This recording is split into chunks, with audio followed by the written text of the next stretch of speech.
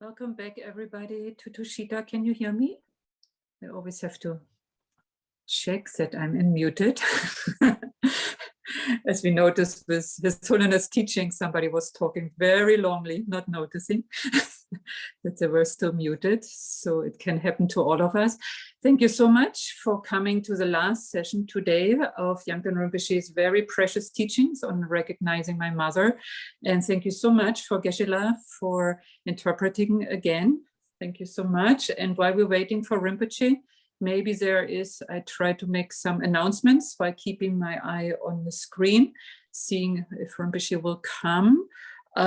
So somebody requested us already in the very first session for Rinpoche to give the lung of the text, because we can't hear Rinpoche speaking in Tibetan because we are on a different interpreter channel.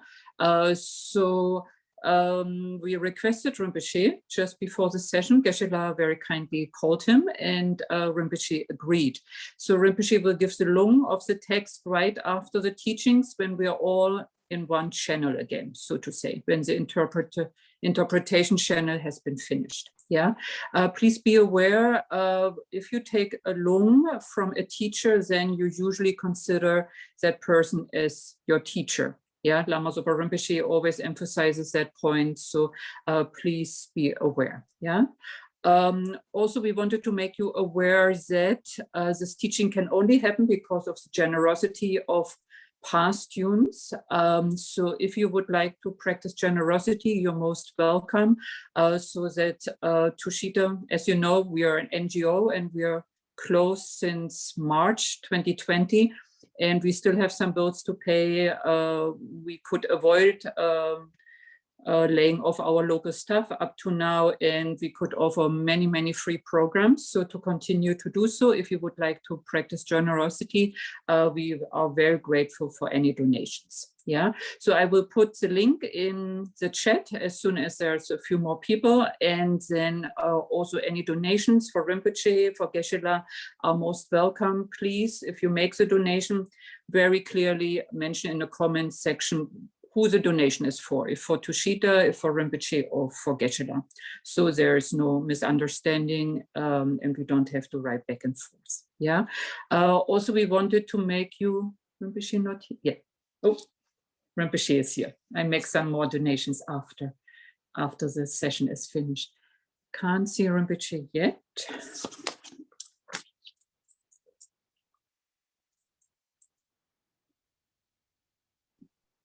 Hello.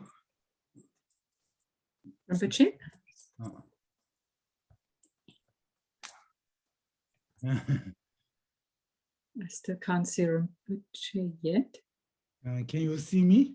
Oh, Tashdele Rinpoche. Yes. Yes, Rinpoche. Thank you so much, Rinpoche. Most welcome. Thank you so much. O sachi perki chukchi me tok tram re rap ling zini de gyam pa di sangye zing do mik te o wai rokun nam da zing la che pa shok. O holy and perfect pure Lama, from the clouds of compassion that form in the skies of your Dharmakaya wisdom, please release a rain of vast and profound Dharma, precisely in accordance with the needs of those to be trained. Idam Guru Ratna Mandala Kamnyayatayami.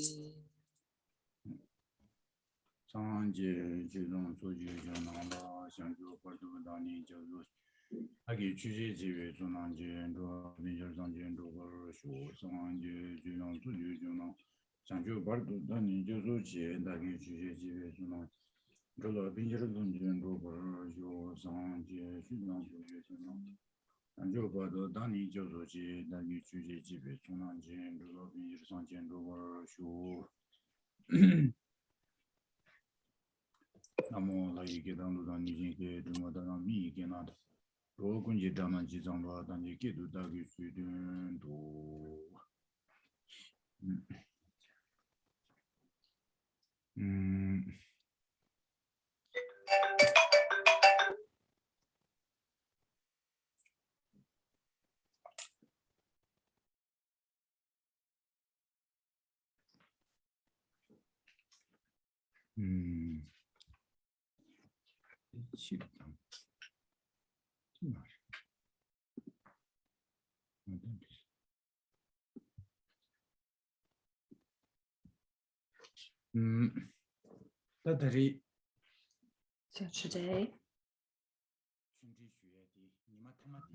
So today's the last day of the teachings.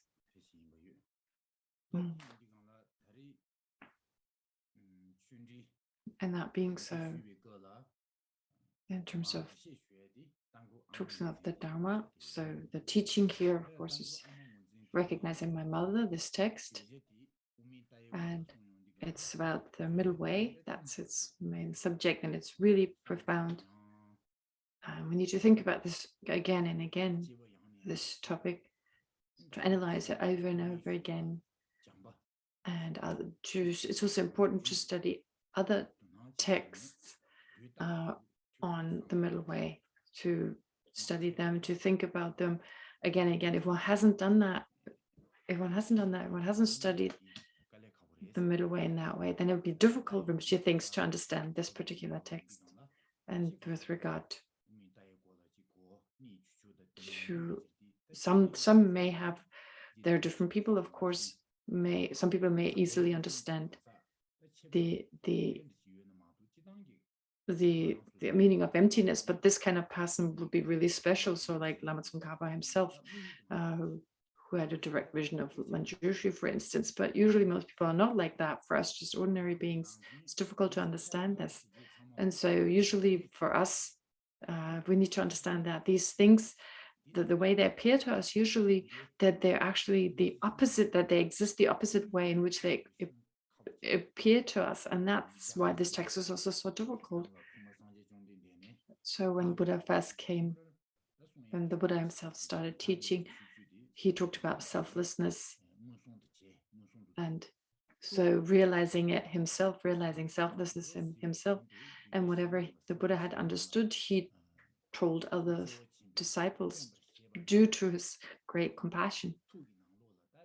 And so initially he felt that what he had realized, that was too difficult. So he didn't teach right away, actually.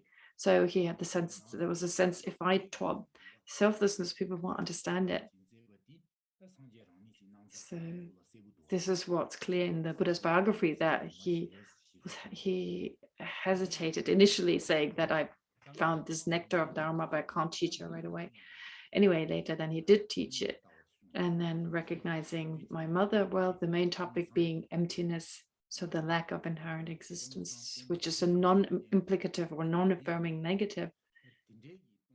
And this kind of non-affirming negative, this non-implicative negation here, it's just lack of something. Here, this refers to this emptiness. So this understanding will enable us to overcome afflictive emotions in our mental continuum. So this we need to understand, and there are examples that illustrate that.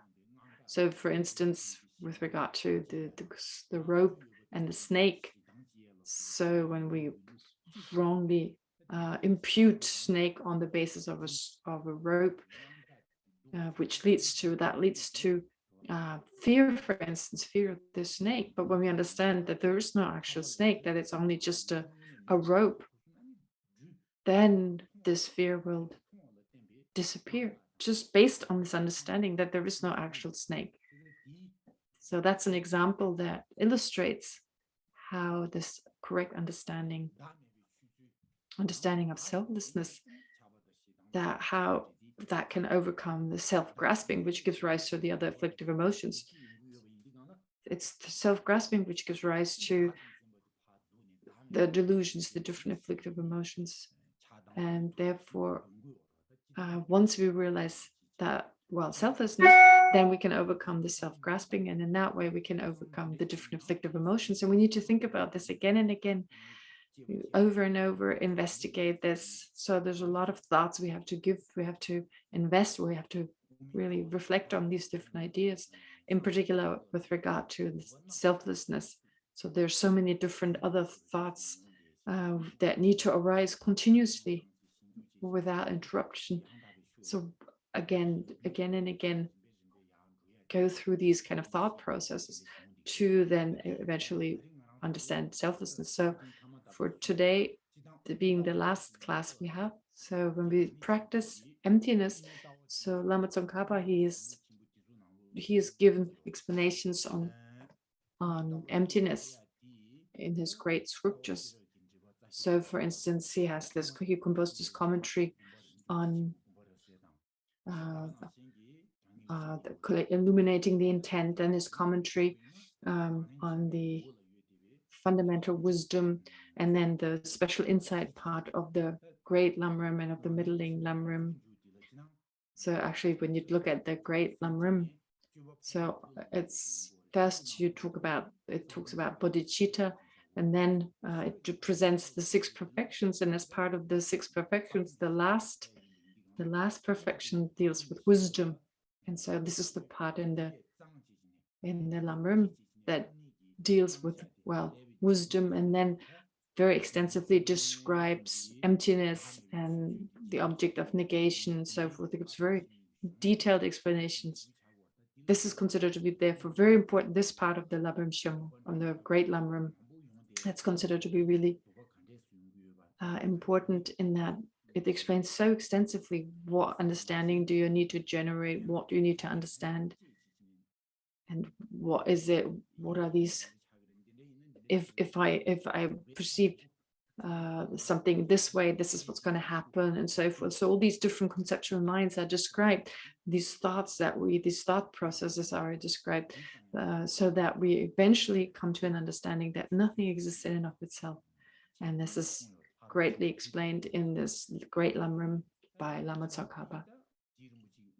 So that was the first kind of teaching Lama Tsongkhapa gave on emptiness, and that's why it's important to become familiar with that, with this particular text. And with regard to emptiness, we need to apply the different reasonings. That's most important. Initially, to understand those main reasonings. And with regard to Lama Tsongkhapa, so Lama Tsongkhapa says, I've seen Buddha, I've seen Manjushri.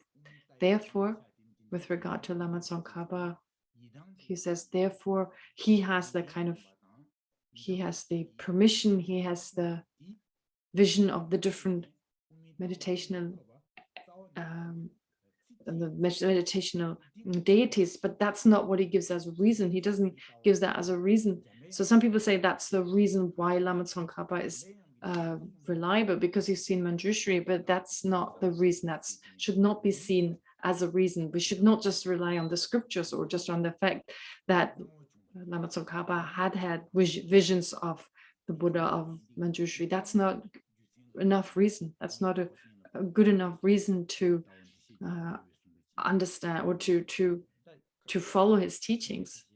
Some would say that, but that's not okay. That's not enough reason. It's actually Lama Tsongkhapa.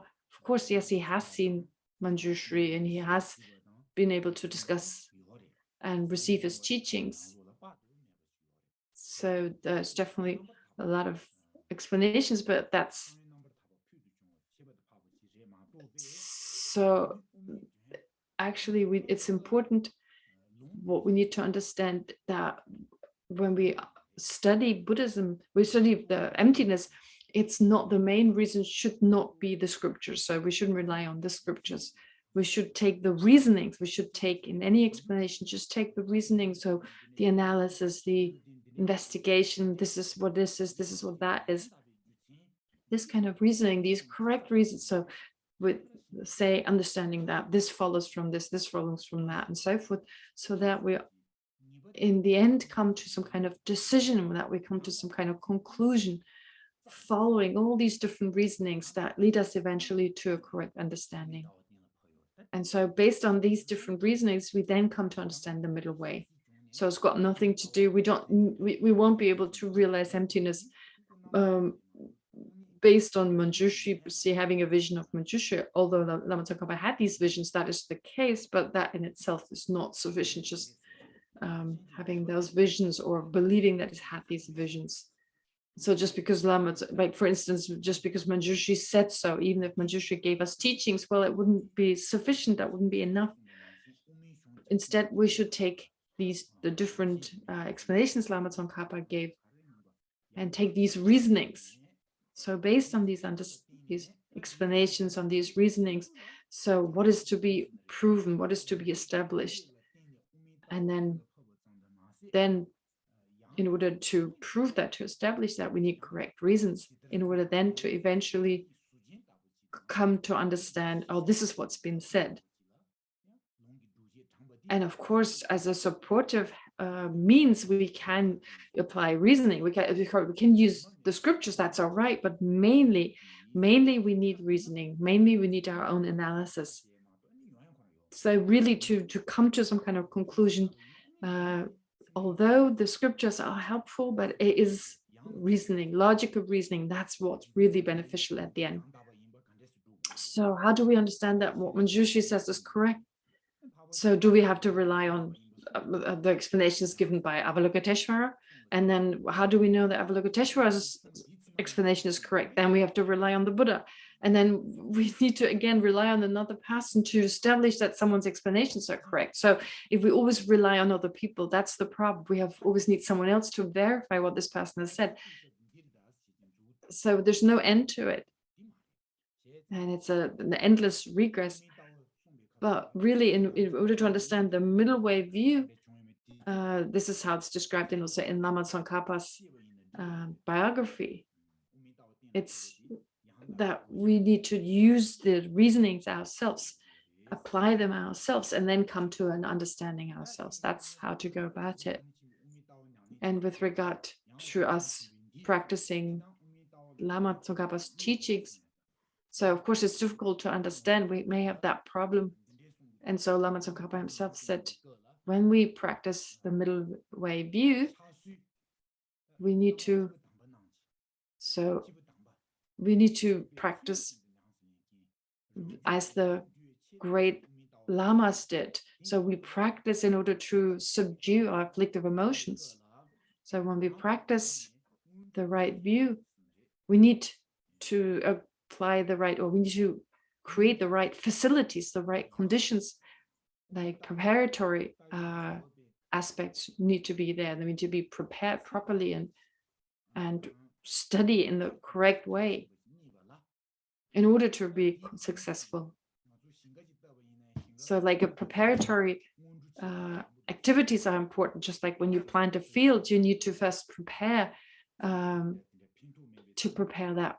field. For instance, get rid of weed, get rid of stones, etc. So to prepare the field in order to plant it, in order to be able to plant certain seeds.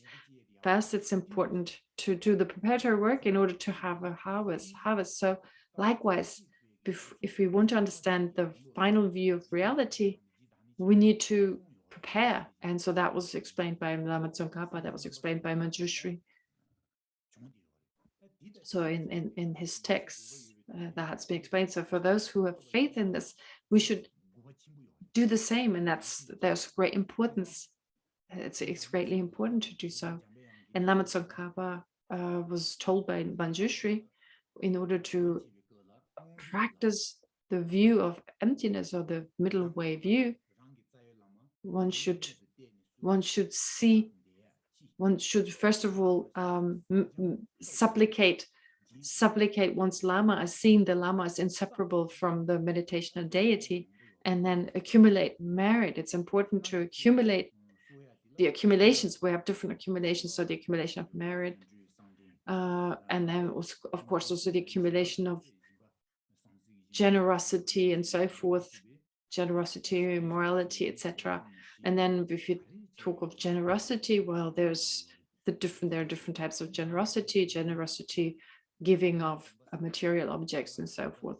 And also the 7 limb prayers, that's also a very powerful way to, well, accumulate merit and to purify negativities. Everything comes together in those 7 limbs. So it's one of the methods, it's one of the means. So that said that there's no greater means than to accumulate merit and purify negativities. So then the 7 limb prayers, that's seen as a preparatory, it's seen as a preparatory practice that's very powerful. And so it's said in the scriptures, when we practice the Dharma, and in order to generate faith in the Buddha, so whether it's a meditation of deity or the Buddha, so it's great to have faith in the 3 jewels. So how do we generate this kind of faith? Based on wisdom, based on understanding. So we should generate faith based on the correct understanding or wisdom. And then based on that, an irreversible faith will arise. So a very high quality of faith. So it's not enough to hear, oh, someone told us so, someone has explained it that way. That's not enough. So sometimes it happens so that we just remember something that a person has said, and that therefore we do it, but that's not very stable. So to have faith in the 3 jewels, we need wisdom. So we need to analyze first, what is the correct meaning? What is the reality? So to be able to understand, how do phenomena exist? So this kind of wisdom we need. What did the Buddha say? What are the qualities of a Buddha, for instance? Also, in order to generate faith in the Buddha, we need to understand what are the qualities, what has the Buddha accomplished and so forth. And with regard to the afflictions or the obstructions, how do these obstructions function? How can we remove them? What about past and future lives? What about our mind itself? Are the afflictions in the nature of our mind, the obstructions our mind or not? Can the different qualities, can they increase limitlessly? So like as it says in the second chapter of the Pramanavartika, that when we get used to, when we become familiar with certain mental qualities, they can increase endlessly, like love, compassion, and so forth. This is different to our body. Our body has certain qualities, has certain characteristics that cannot increase endlessly. But with regard to our mind, our qualities, our mental qualities, they can increase endlessly. There's no limit to the love and compassion we can generate. So that's the difference. And this we need to understand. And then generate faith based on the understanding of who the Buddha is, and then see the Buddha as inseparable from our Lama, and then accumulate merit. Based on that, we can then apply the 5 reasonings, the 5 kind of reasonings that they're described in the text. And those are most important, these 5 main reasonings. But then there are other ones that are not part of those 5.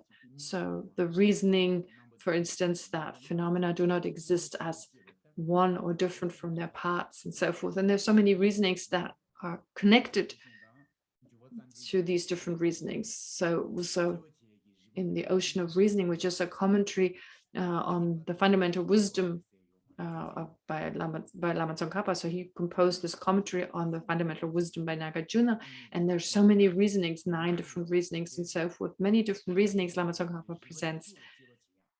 Therefore, we should analyze, we should apply these reasonings, apply again and again.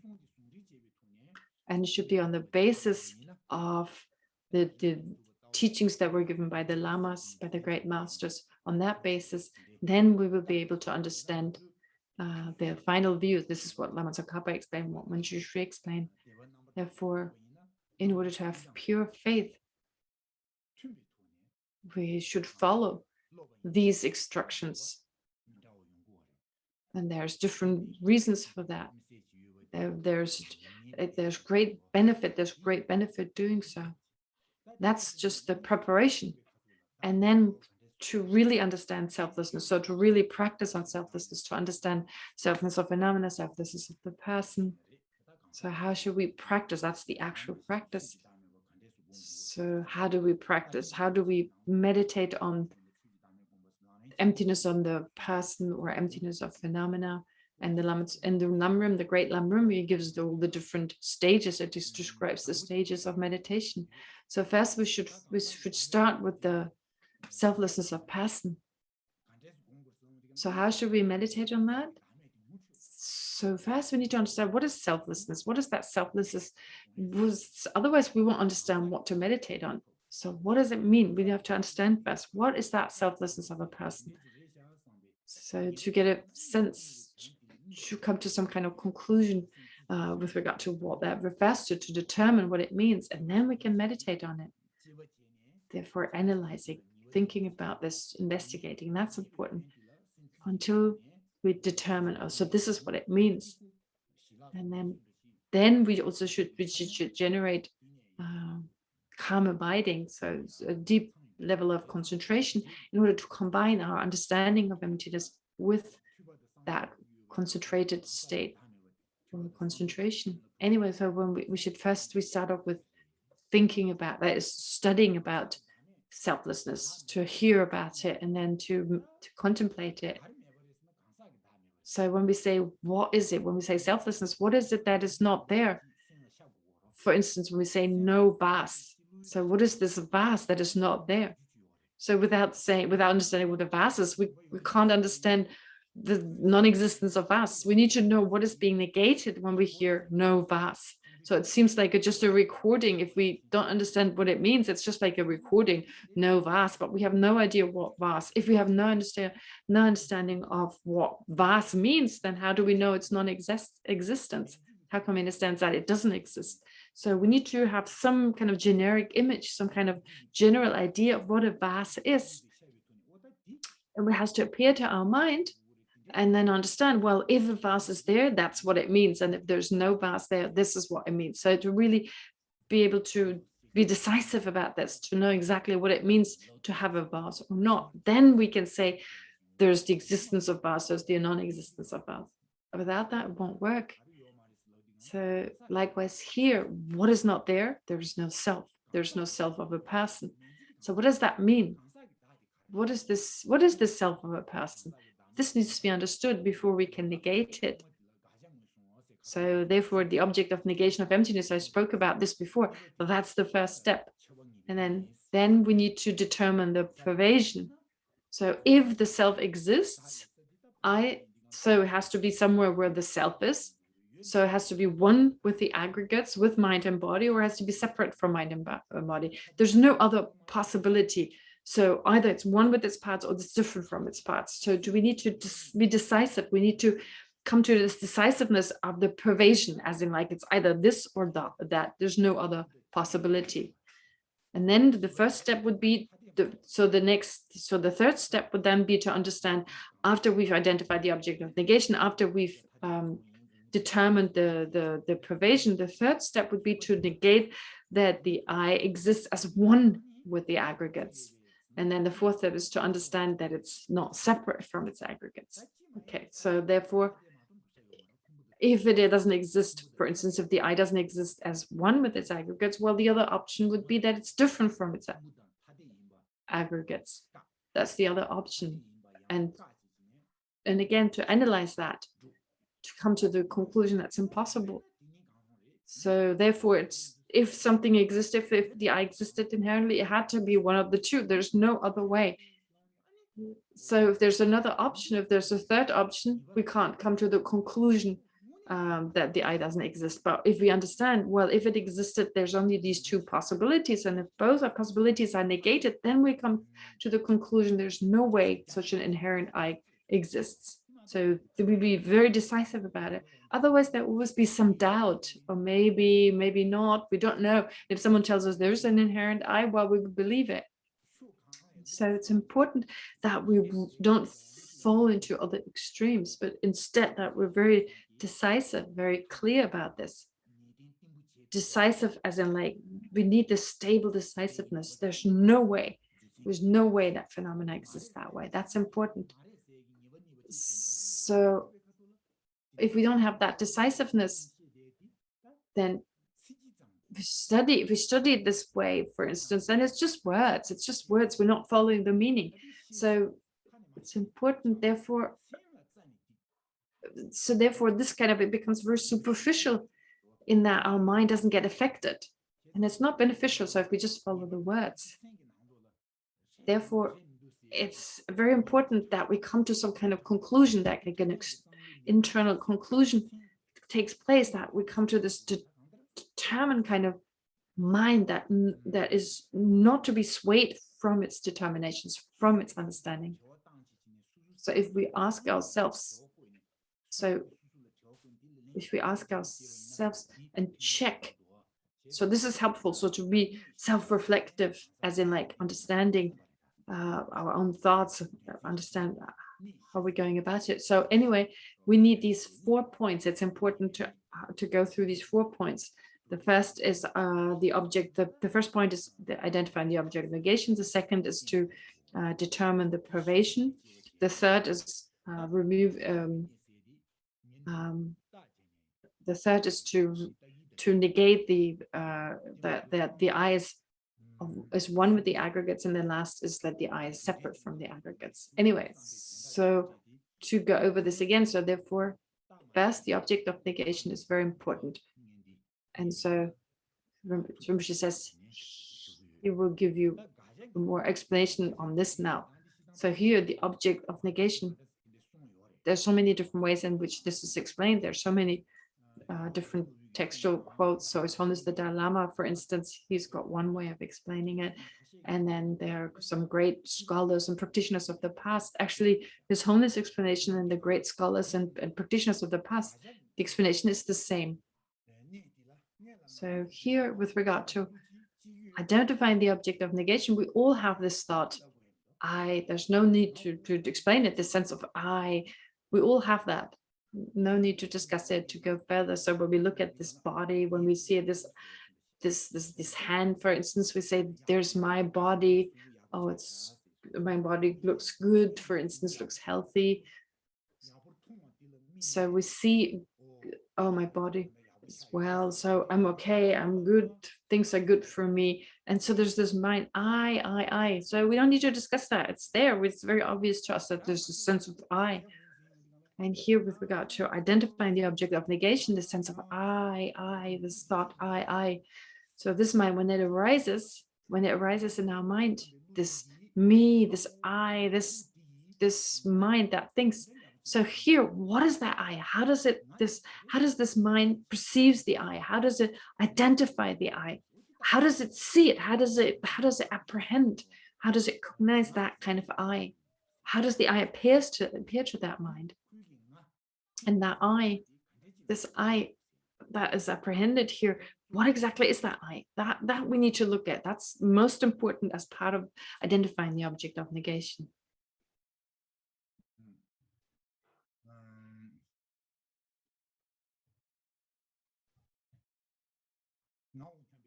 So this mind thinking I. So how does it appear? So here, this mind I'm thinking I. So this mind that is apprehended, this apprehended I, how is it apprehended? So we need to look again and again and again. How does it appear to the mind? How is it apprehended? When we analyze this,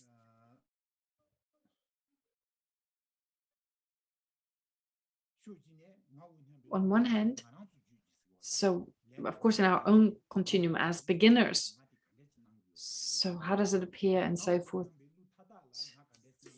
So every time there's thought I, we need to think about this, like, what is that I? And also, are there different types of awareness where the I appears slightly differently? That is possible. So for instance, when there's something very attractive and there is attachment, the thought of I. So when we see a beautiful object, for instance, and there's strong attachment, I need to get this, I need to get this object. When there's this thought, I need this, it's not okay if I don't get that object. So at that time, the I appears in a certain way. There's that attachment to the I, attachment to the object. So how does it is apprehended? How is this I perceived in that moment? So when we have this sense of I in that situation, how does it appear? Here, this way of appearance, that should be analyzed. Definitely, His Holiness, for instance, says, yes, in that moment when there's strong attachment, we can definitely identify that I. Giant Kabo also says the same thing. He also says that, well, this appearance of the I, that needs to be identified, and then we identify the object of negation. Therefore, when there's the thought I, as beginners, for us, when there's the thought I, when that appears, it seems that here, with regard to our aggregates, it seems it's there on these aggregates. Not that the I is just labeled on the basis of the aggregates. It doesn't seem that way at all. It doesn't seem at all as if it was just labeled. It was just designated. So, for instance, when we are dreaming, we know that, for instance, a house, when it appears in the dream later on, we know this was just a dream. This house doesn't exist. Or if we press our eyeball and we see that the objects that they, for instance, if we look at the moon and you see two moons because you press your eyeball, you know it's just an appearance. So our eye consciousness perceives it just that way. It's just perceived by the eye consciousness, but we know that there are no two moons. We definitely don't hold on to two moons in that situation. We know there are not two moons. It's just an appearance of two moons. So here we know that the appearance, we don't trust the appearance, but with regard to the I, with regard to perceiving an I as on the basis of the aggregates, this kind of I, this inherent I, we don't believe it's just merely labeled.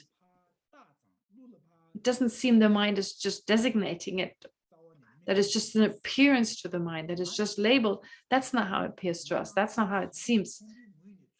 So it seems there's really from its own side, there's this based on the aggregates, this I, there's a real I, has always been there. That this I was there before and has always been there. So if we understand that way of appearance, if we know how the I appears in that way, we've identified the object of negation. This is what's explained.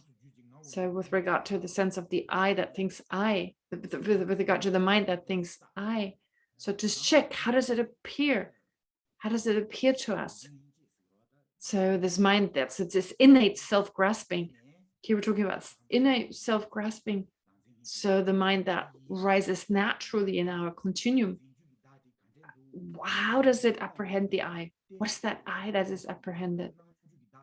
And then with regard to the way it appears to us, the way it is apprehended by us, it doesn't seem like it's just labeled.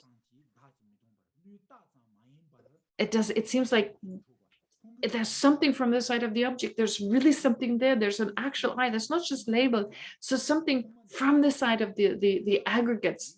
So it's always been there. So it's primordially there, but it's always been there. There's been this I that's always existed. That's the way it appears to us. That's how we apprehend it.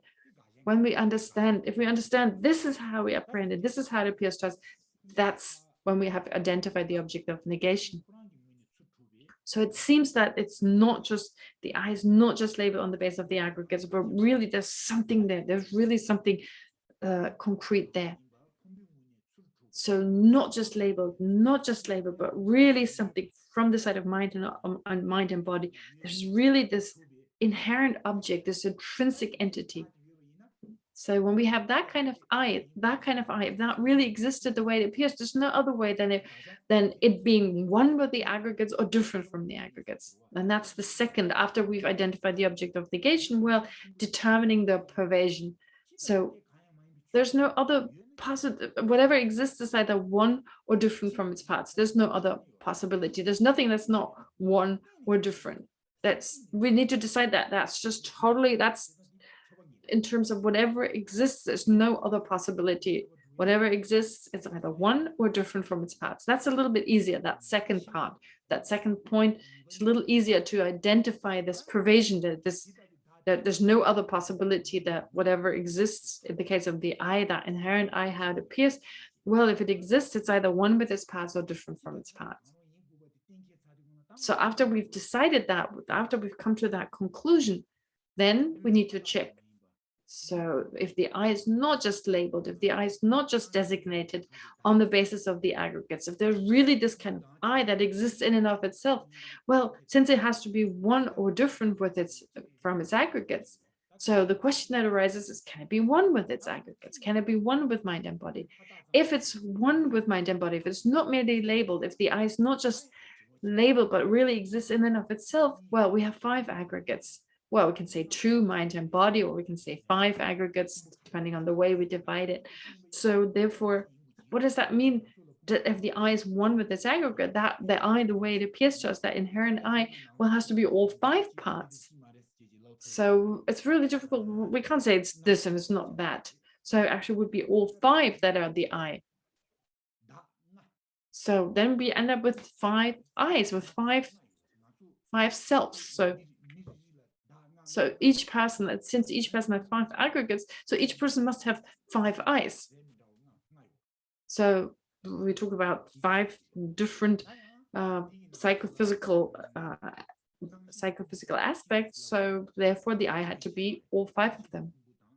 So for instance, the mental consciousness, we would have to say the I and the mental consciousness is the I. And so the I is the mental consciousness. If it means one, it means totally one. It means like there's no difference. So from the moment there's the I, there must be the mental consciousness. And when there's the mental consciousness, there has to be the I. Therefore, so there's no other way that that whenever one is there, the other has to be there, because they're totally identical. So there would be no difference whatsoever. And that's not okay, because of the I, we're exactly the I. So if the the arising and the of the I, and then the disintegration of the I, well, they have to be totally identical. So for instance, when we say consciousness, well, when we say consciousness in general is the I, well, what about the sense consciousnesses? Is it the sense consciousnesses as well? And if there's no sense consciousness, well, how can we have an I? And then if there's no mental consciousness, which kind of mental consciousness is it? So there's different types of mental consciousness when we're sleeping, when we're dreaming, when we're fainting, and so forth. Or even at times when we have certain concentrations when there's no mental consciousness, but okay, that's a different situation. So there's certain situation where the course mental consciousness is no longer there, or like when you're fainting. So you're not dead yet, but the course mind is no longer there.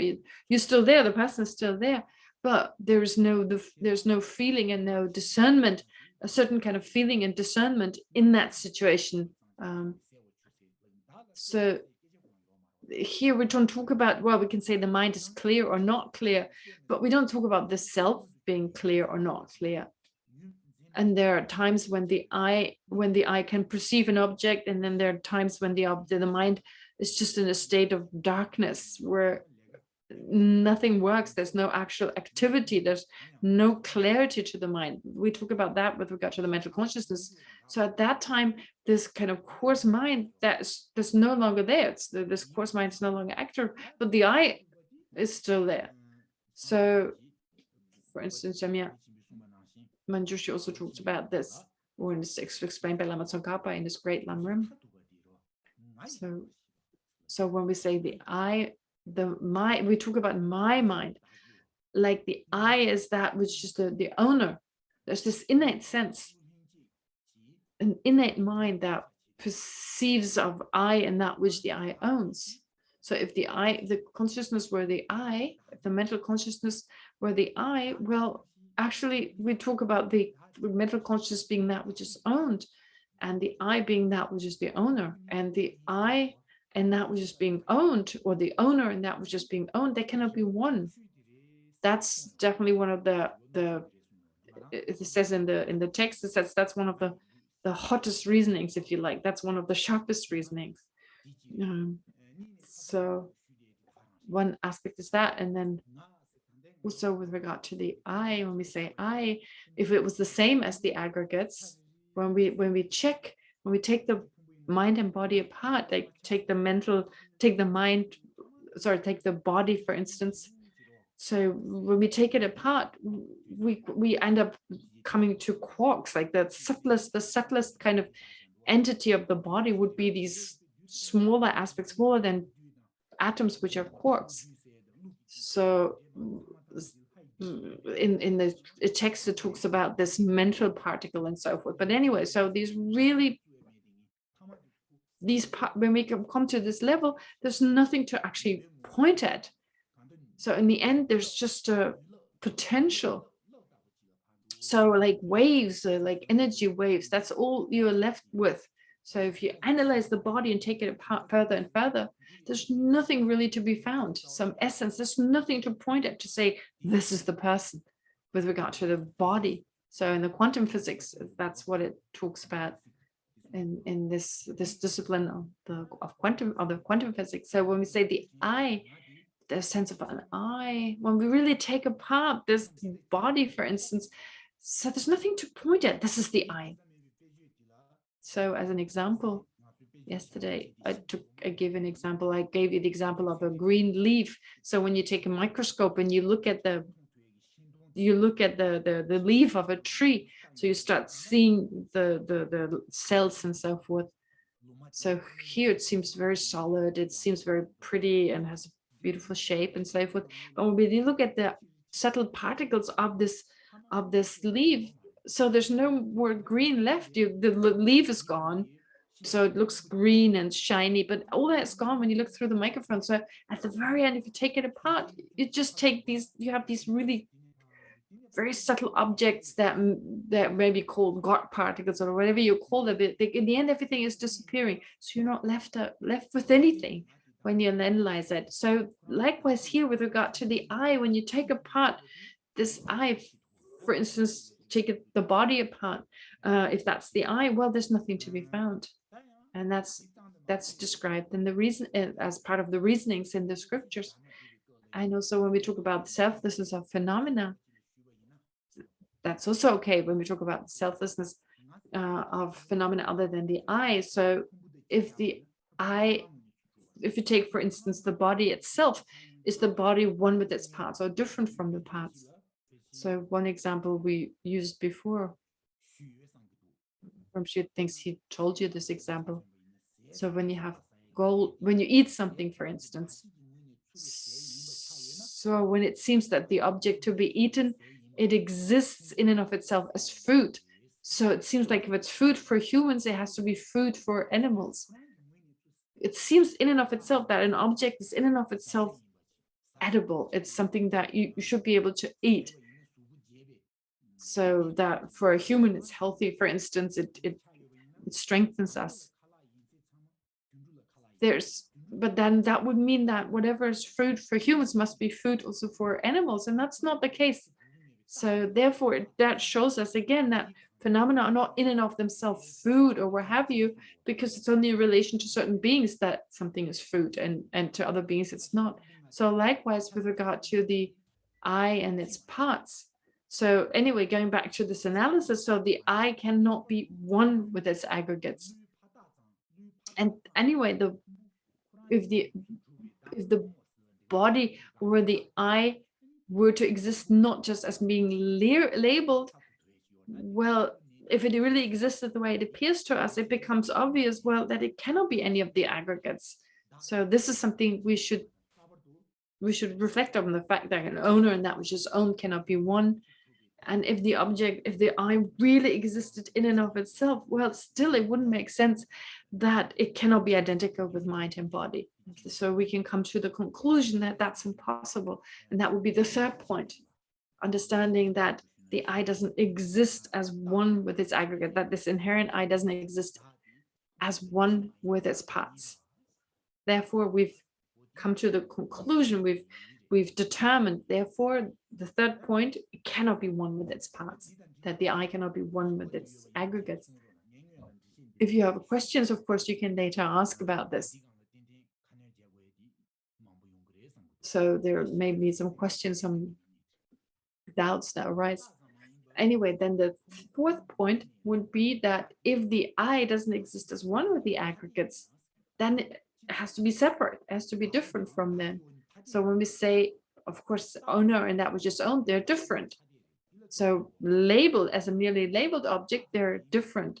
But if the I was not merely labeled, if it existed in and of itself, if it existed inherently, that if it was separate from the aggregates, then it would be totally separate from the aggregates, as in like disconnected to the aggregates. If it were like substantially different, inherently different. So here the aggregates would be here and the mind would, the I would be there, like totally separate. If the I existed inherently, so they would have different natures, different entities. We have separate entities. Why is that?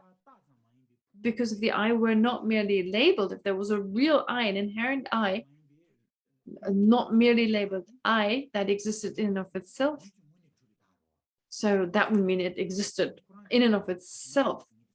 So it would be this I that existed intrinsically. So it wouldn't just be labeled. It would just be in and of itself an I. If that was the case, if that inherent I, that intrinsic I, so whether we call it objectively existent or inherently existent, same meaning, and it has the same meaning. So if that word separate from the aggregates, so it would not be labeled different. I mean, it would not be different as being a merely labeled object. No, it would be in and of itself. It would be intrinsically, inherently different.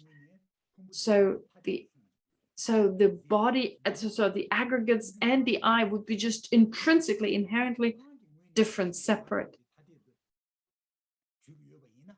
So if that were the case, so they would be substantially separate, inherently separate, in and of itself, separate and different. So there would be the aggregates and there would be the I. So they'd be totally separate. So it would be very easily identifiable.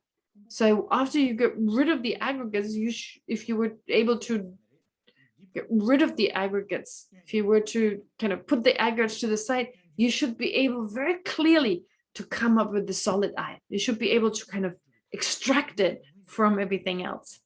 So because it exists as totally separate from in and of itself, it'd be different. So it's substantially different from its aggregates. So usually we say, when we say, for instance, impermanent and being a functioning thing, that they're different. They have different isolates, but they're not totally different. Actually, from the point of view of the appearance, yes, they appeared slightly differently to a conceptual mind, but that's it. They're not separate as such. But if two things are of a different nature, if they're of a different substance, then it's very, if for instance, impermanent and functioning thing, if they were really totally separate, you could put impermanent over there, over here, the characteristic of being impermanent over here, and functioning thing, you could put it over there. But actually that's impossible, because whatever is a functioning thing is impermanent. So therefore, in terms of their substance, that which is impermanent is a functioning thing, and vice versa. You can't separate them. So they're just, from the point of view of appearance to the mind, they're separate. They have different isolates. So from the point of view of the way they appear to a conceptual mind, well, yes, they appear slightly differently, and that's why we say they're different, but they're not really in and of themselves different. So from the point of view of their substance, from the point of view of the actual object, we cannot separate them. Whatever you point at, that which is impermanent, that also has to be a functioning thing, or whatever is a functioning thing has to be impermanent. So if you have this object, this pillow which is pointing at, you can't, even if you were to separate it into different parts, they all would be functional things, and they would also be impermanent. So the same thing that you pointed, that is a functioning thing, that has to be impermanent. Therefore, they're inseparably linked, impermanent being a functioning thing. So likewise with the body and with the aggregates and the I. So if there was an inherent I, if there were an inherent I, then the aggregates and the I would be inherently different. They would be intrinsically I. They would be intrinsically separate, intrinsically different objects. So from the side of the object, from the side of the phenomenon itself, then I and aggregates would be totally separate. You could really recognize the I independently of the aggregates, and the aggregates independently of the I. You could really totally separate them. And likewise,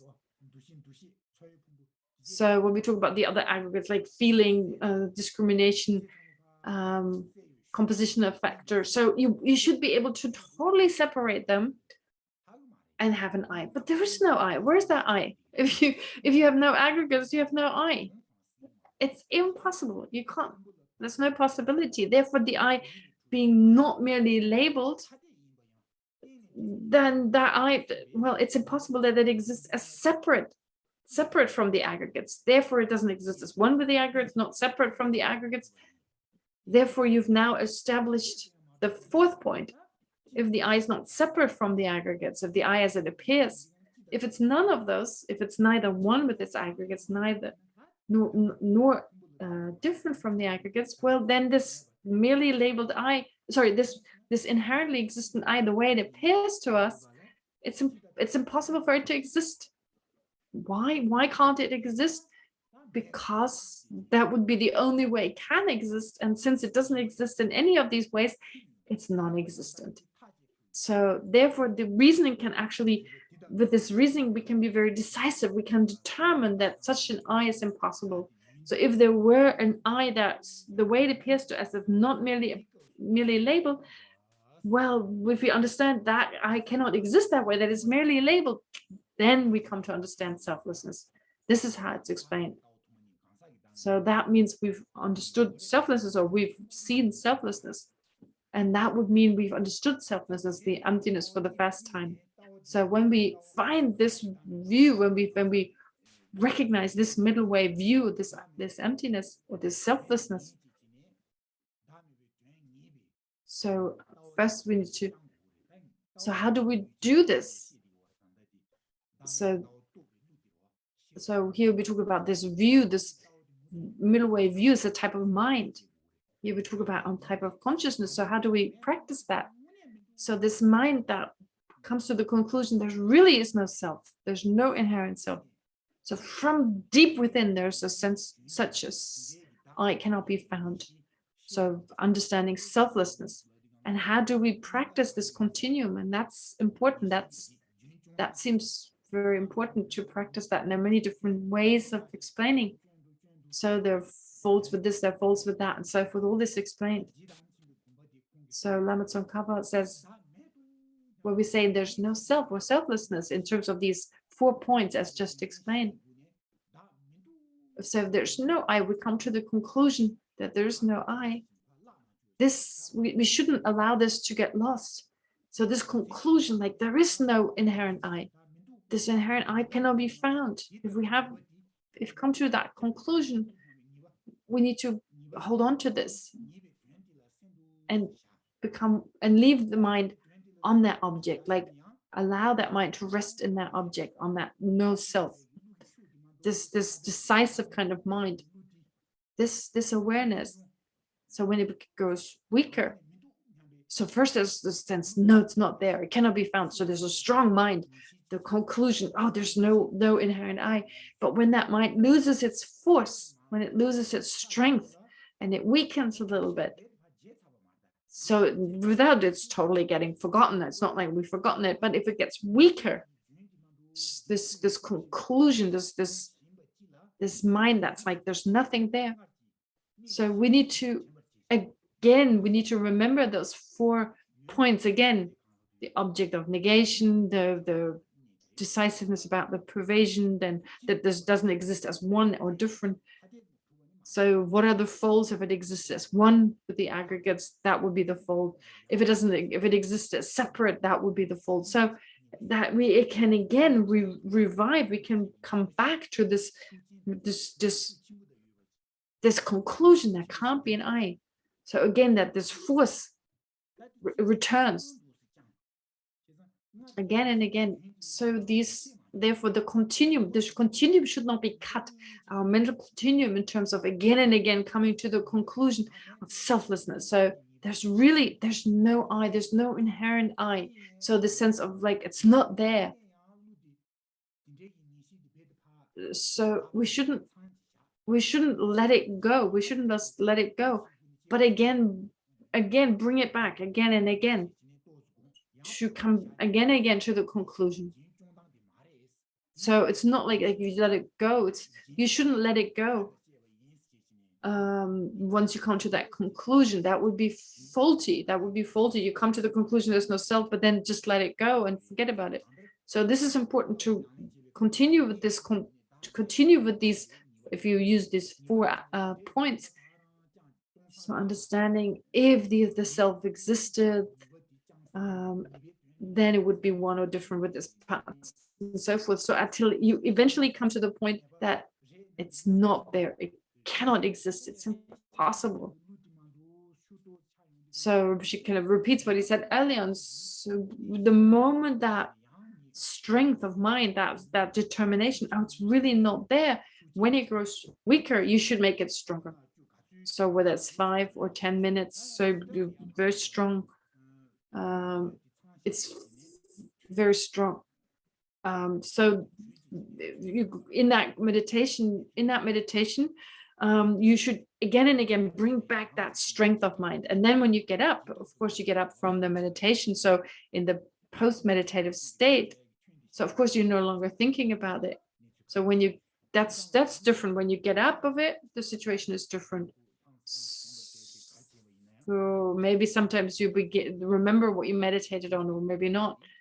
But especially at that time, you perceive things as being like a magician illusion. That's the kind of way you should see things, like a magician's apparition. But in the meditation, here we're talking about here in the meditation. So in the post-meditative state, in order for that assertiveness not to get lost. So when it goes, I mean, actually, like so during the meditative state itself, that's when it's important to continue with this strength, this strong mind. And then in the post-meditative state, you need to meditate on the fact that phenomena are just like magical apparitions. So as Rinpoche said, in the meditative state, Rinpoche said it a few times, in the meditative state, again and again, revoke that, bring back that strength of mind. And then in the post-meditative state, it's the magical apparition that that you need to understand. It's just like an illusion. So when you're in the meditative state, you have a sense there's no I, it's like space. So there's space, like empty space that's just free of any obstructions.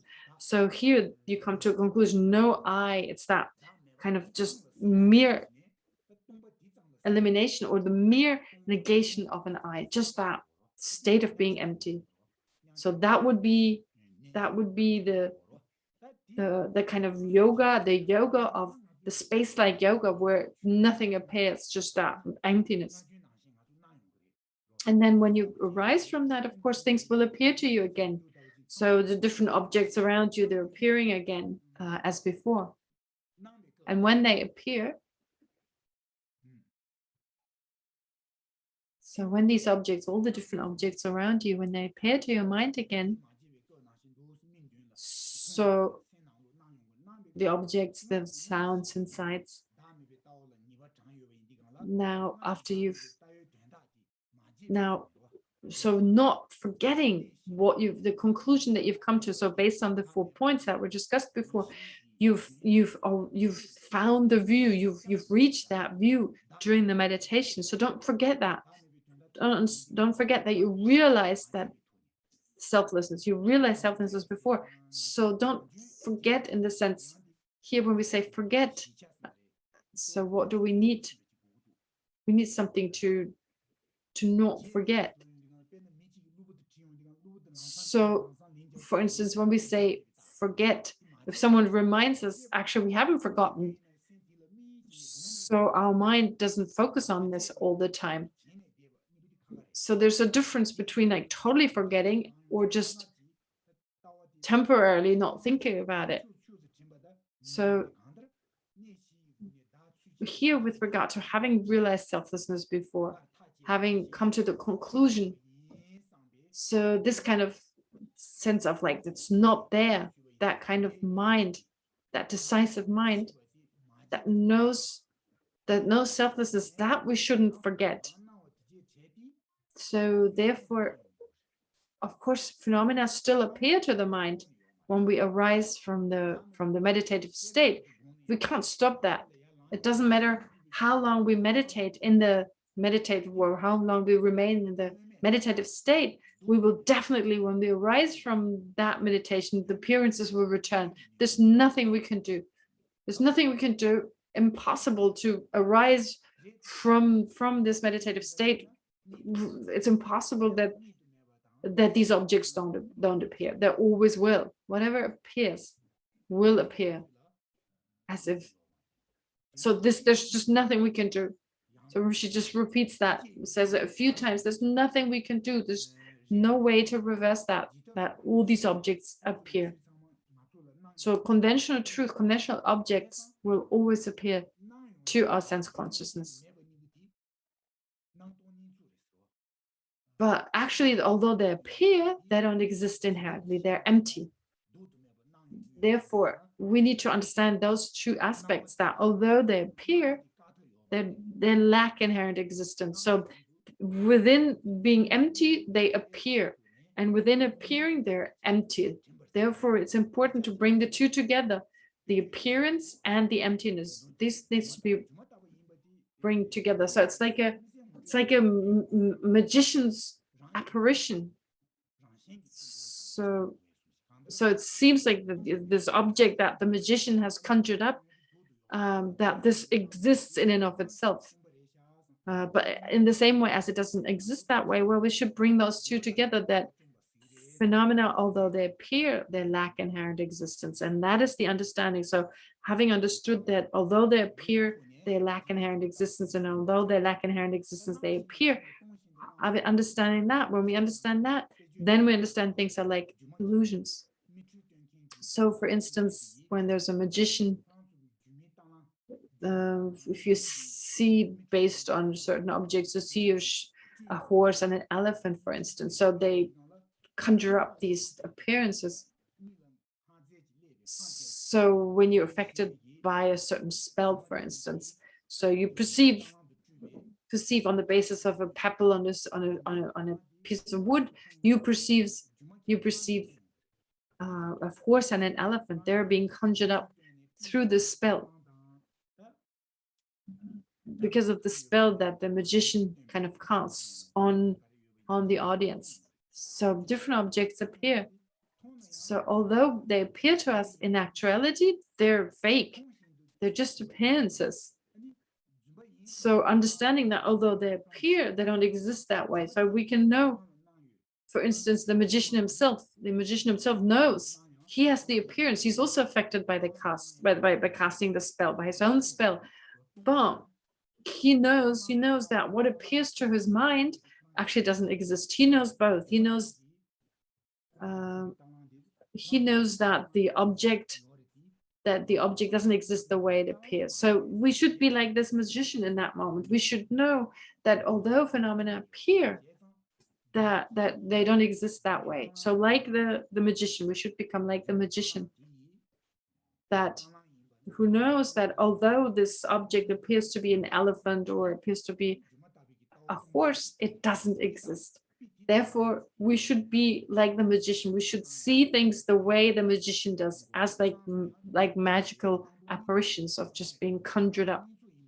And then we can combine those two. We combine the appearance as well as the actual existence of being empty of existence, of being empty of inherent existence. We can come to understand that. And that means we have the view that phenomena are like illusions. Here, when we talk about selflessness or selflessness of the person or selflessness of phenomena, so for instance, with regard to the five aggregates, the body doesn't exist inherently, feeling doesn't exist inherently, etc. And then consciousness. With consciousness, it's harder. It's easier to understand that the body doesn't exist inherently, but with consciousness, it's harder to understand it. So we say it doesn't exist inherently, that whatever is an aggregate, so it has parts, first of all. So there's nothing that doesn't exist without parts. There's no partless phenomenon. Therefore, also a consciousness, also the mind has parts, as in like it's a continuum. It's a continuum that's made of parts in time. So first moment of consciousness, second moment of consciousness, and so forth. So there's a moment when consciousness came into existence, when it goes out of existence, and while it remains. So at least three parts. There's the first moment when it has just arisen, there's the moment when it goes out of existence, and there's a moment in between. So you can always talk about at least 3 moments in time. And that's also true for physical objects. They're also made of parts, not of, well, they're temporal parts like consciousness, but also of spatial parts. Therefore, any kind of coarse object is made of many, many different parts. So a table, for instance, so you have 4 legs, for instance. So you have the surface of the table. So this kind of flat plank that you have. And if you were to divide it up, the plank that is the surface of the table, the legs, whatever, you can divide it up endlessly and you always end up with different parts.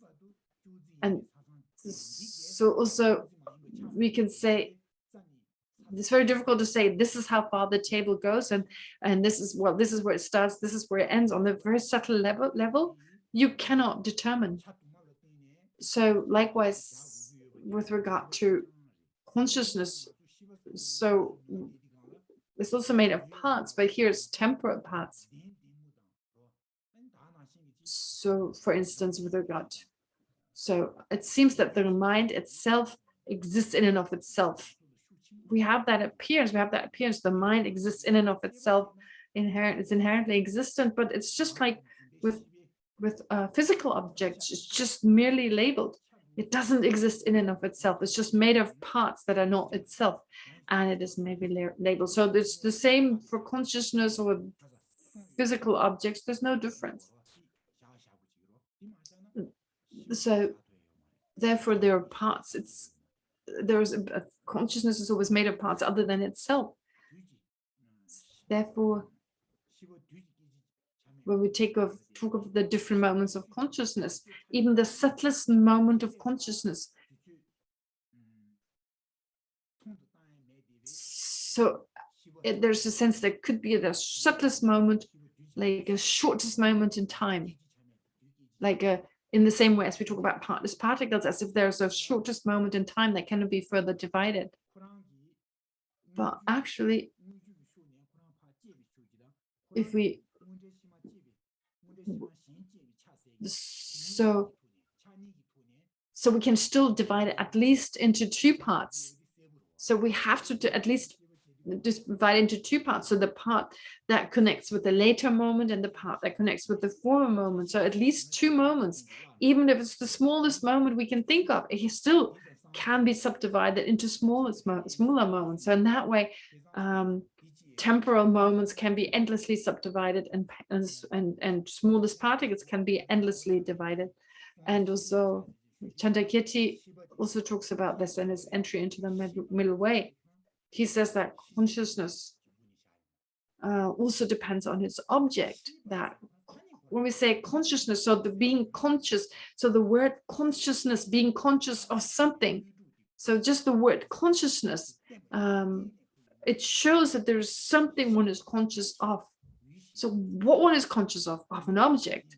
So here we talk about a mind and its object. So that which has an object, that's consciousness. So how can consciousness, like for instance, consciousness is said to be that which has an object, and you cannot be something that has an object unless there's an object. So the mind is said to be clear in knowing. So it can experience things. It experiences positive or negative things. So we say getting an experience. So what do you experience? You experience an object. You experience some object, some entity, some object. So that's the object that's being experienced by that mind, that experiencer. So the best example for that is if we tell, so when we say here and there, to understand that interdependence. So without here, you couldn't have there. Without there, you couldn't have here. So the interdependence of object. So for instance, high and low are always dependent on each other. So if there's lower and dependence on something higher, you say it's low. So it's always a dependence on each other. So for instance, so going up or down, depending on where you are, you may have to go up. And when you're up, you have to go down. And it depends on where you are. Where do you have to go, up or down? So it's always in dependence on other things. We can't posit anything without other things. So the same is true for mind and its object. So consciousness, being conscious of something, a mind that it's luminous. So it's luminous, it illuminates something, it's its object, so it illuminates its object. Therefore we talk about luminous and that which is being illuminated, that which is known. We say the mind is knowing, so there's something that's being known, the knower, and that which is being known. So in that way, there's everything exists in dependence on something else. It's in relation to something else. Based on that, we can understand it as an exist absolute or inherently. Therefore, then we can understand that there's selflessness, there's emptiness. So this is how it is. And in connection to that,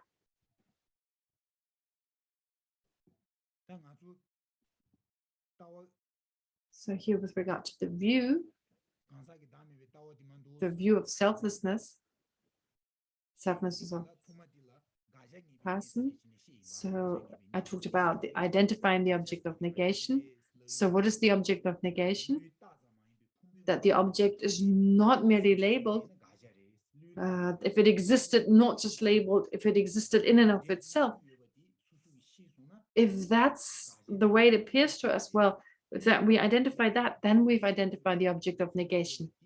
So the way it appears to us, so this mind, like a sense of that the I exists in and of itself, in that there's a sense the I is in and of itself existent. So when we identify this way in which the phenomena appear to us, then we've identified the object of negation. This is true for other phenomena. This is true for other phenomena, that phenomena are merely labeled. And Rinpoche said, I think I talked about this before, but we need to think about this. This is not easy. So to understand that phenomena are merely labeled.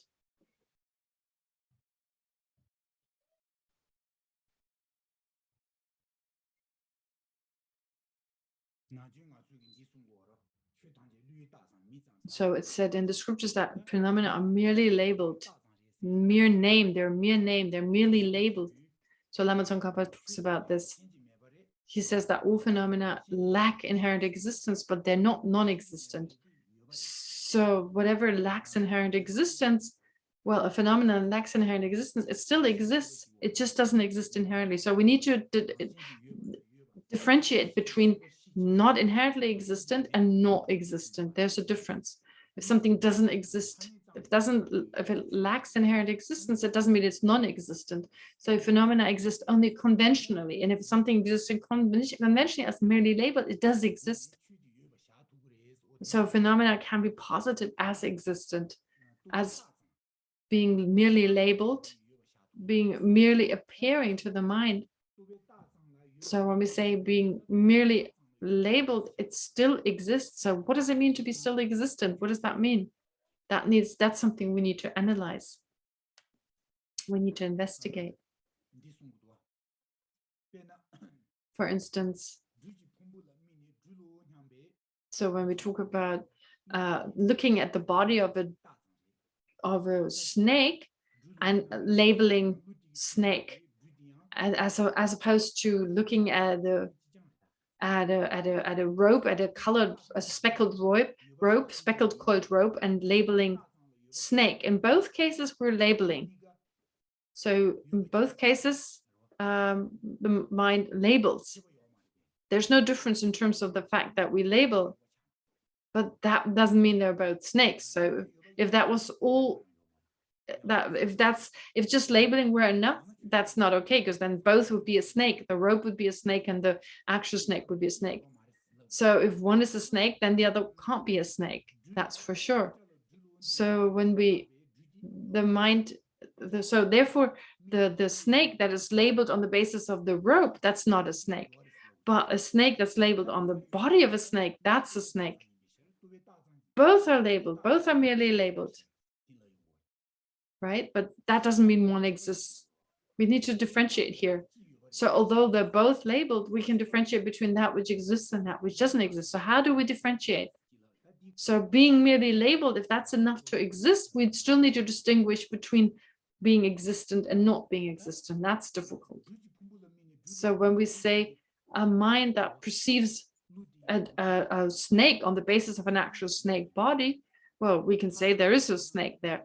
But the mind that labels snake on the basis of a rope, that is not a correct mind. That mind that does that is not a correct mind. So how do we now determine that one exists and one doesn't?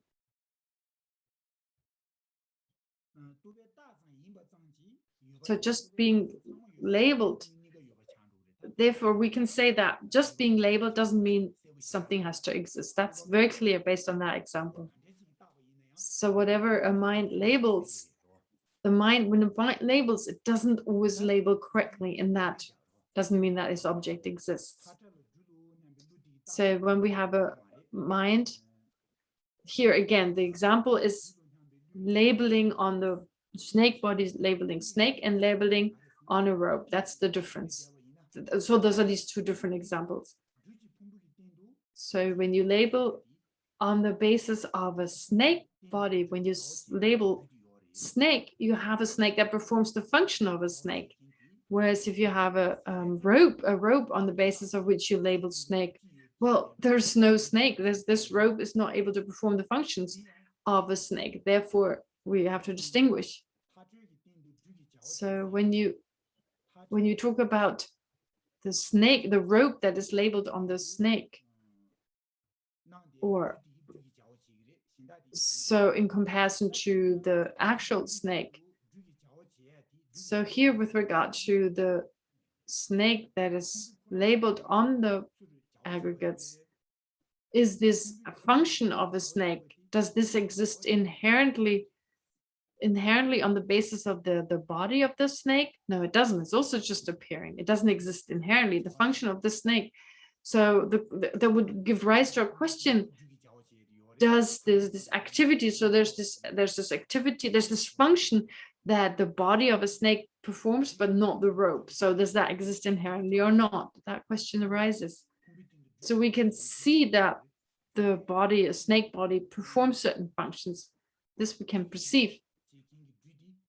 So does it exist as like the body from the side of the object, or is it just an appearance to the mind? Is it merely labeled that function? If the body existed in and of itself as performing the functions of a snake, it would exist inherently. But if it's just an appearance,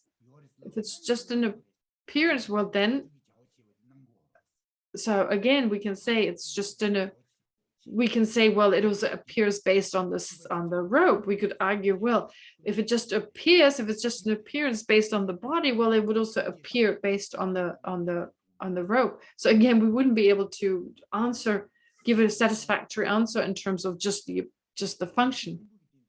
So when we have the 5 aggregates of a snake, when it appears as a snake,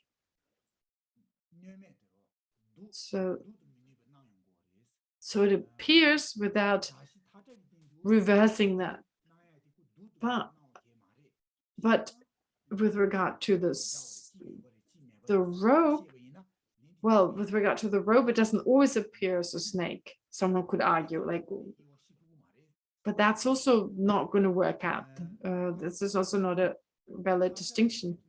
So when the rope, you can't avoid that this appearance of a rope of a rope appearing as a snake, just because of the circumstances.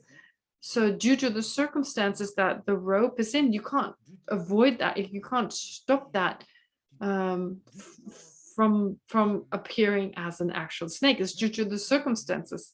So there's nothing you can do about it. If you were to argue, well, you can do something about the appearance of the rope as a snake, but you can't do something about the actual rope, the actual snake appearing as a rope, well, the argument would be, no, it's the circumstances are such that the rope is speckled and it's coiled, and it's just due to the circumstance. You can't do anything about it. And then also with regard to the 5 aggregates, if you say the 5 aggregates of the snake, you would say this is the basis of designation. So with regard to the actual snake, well, the snake aggregates, that's the basis of labeling, and in the other case it isn't. But you have the same problem. Being the basis of imputation or not, it's just merely appearing, isn't it? Or does the basis of imputation exist in and of itself as the basis of imputation? So it doesn't exist. If it existed in and of itself as the basis of imputation, it would exist inherently. If it's merely an appearance, if it's just an appearance,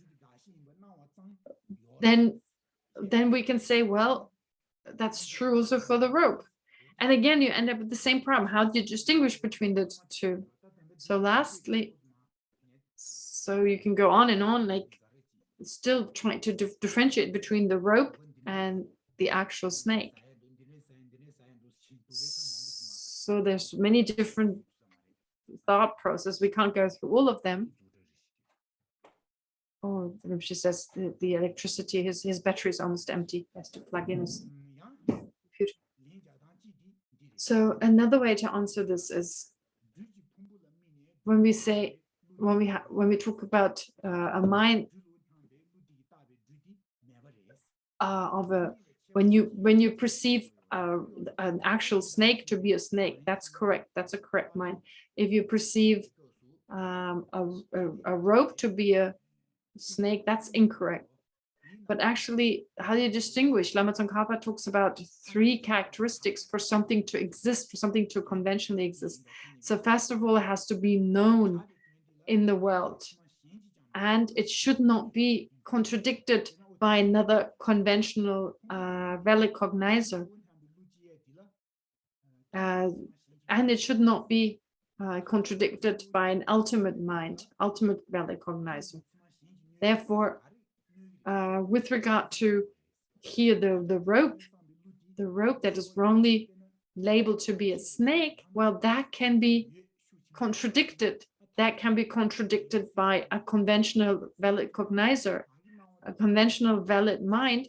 For instance, a mind that goes closer, that well, the person in whose mind in whose continuum this mind arises, well, this person goes closer to the rope, and then his consciousness will then perceive, well, there is no snake. Therefore, it harms. So it contradicts another conventional mind, a conventional valid cognition. So when you switch on the light, for instance, and you go closer to this rope, there is now this mind which is seeing clearly like that this is actually a rope. Well, that will then stand in contradiction to that previous appearance. But you can't, with regard to an actual snake, well, whether you switch on the light or not, you look closer or not, it still ends up being a snake. So therefore, in order to be existent, to be conventionally existent, therefore it has to be perceived first of all, and then it cannot be contradicted by a conventional valid cognition. A valid mind cannot be contradicted by another mind. So this is the difference here. This is what Lama Tsongkhapa says. So when we see, for instance, a rope as a snake, for instance, so it can be contradicted by another valid mind. So what is also explained is when you, for instance, have the sun that shines on this rope, and you can see now clearly that this rope isn't an actual rope. So then when the sun sets, when it gets dark again, then again a mind will arise that perceives this object to be a snake. So you could say, well, it harms the mind when the sun is shining on the ropes. Can you say that also this mind at night that still perceives the snake, doesn't that harm the correct mind that you previously, that with the sun shining on the rope, could perceive the snake? So this argument can arise again. Or this argument, well, this kind of argument may arise. So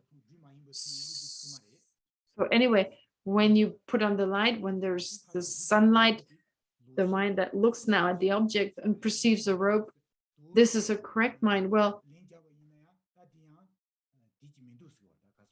so there's no real decisive answer that is given here. It's difficult to really answer this correctly, in that it says here,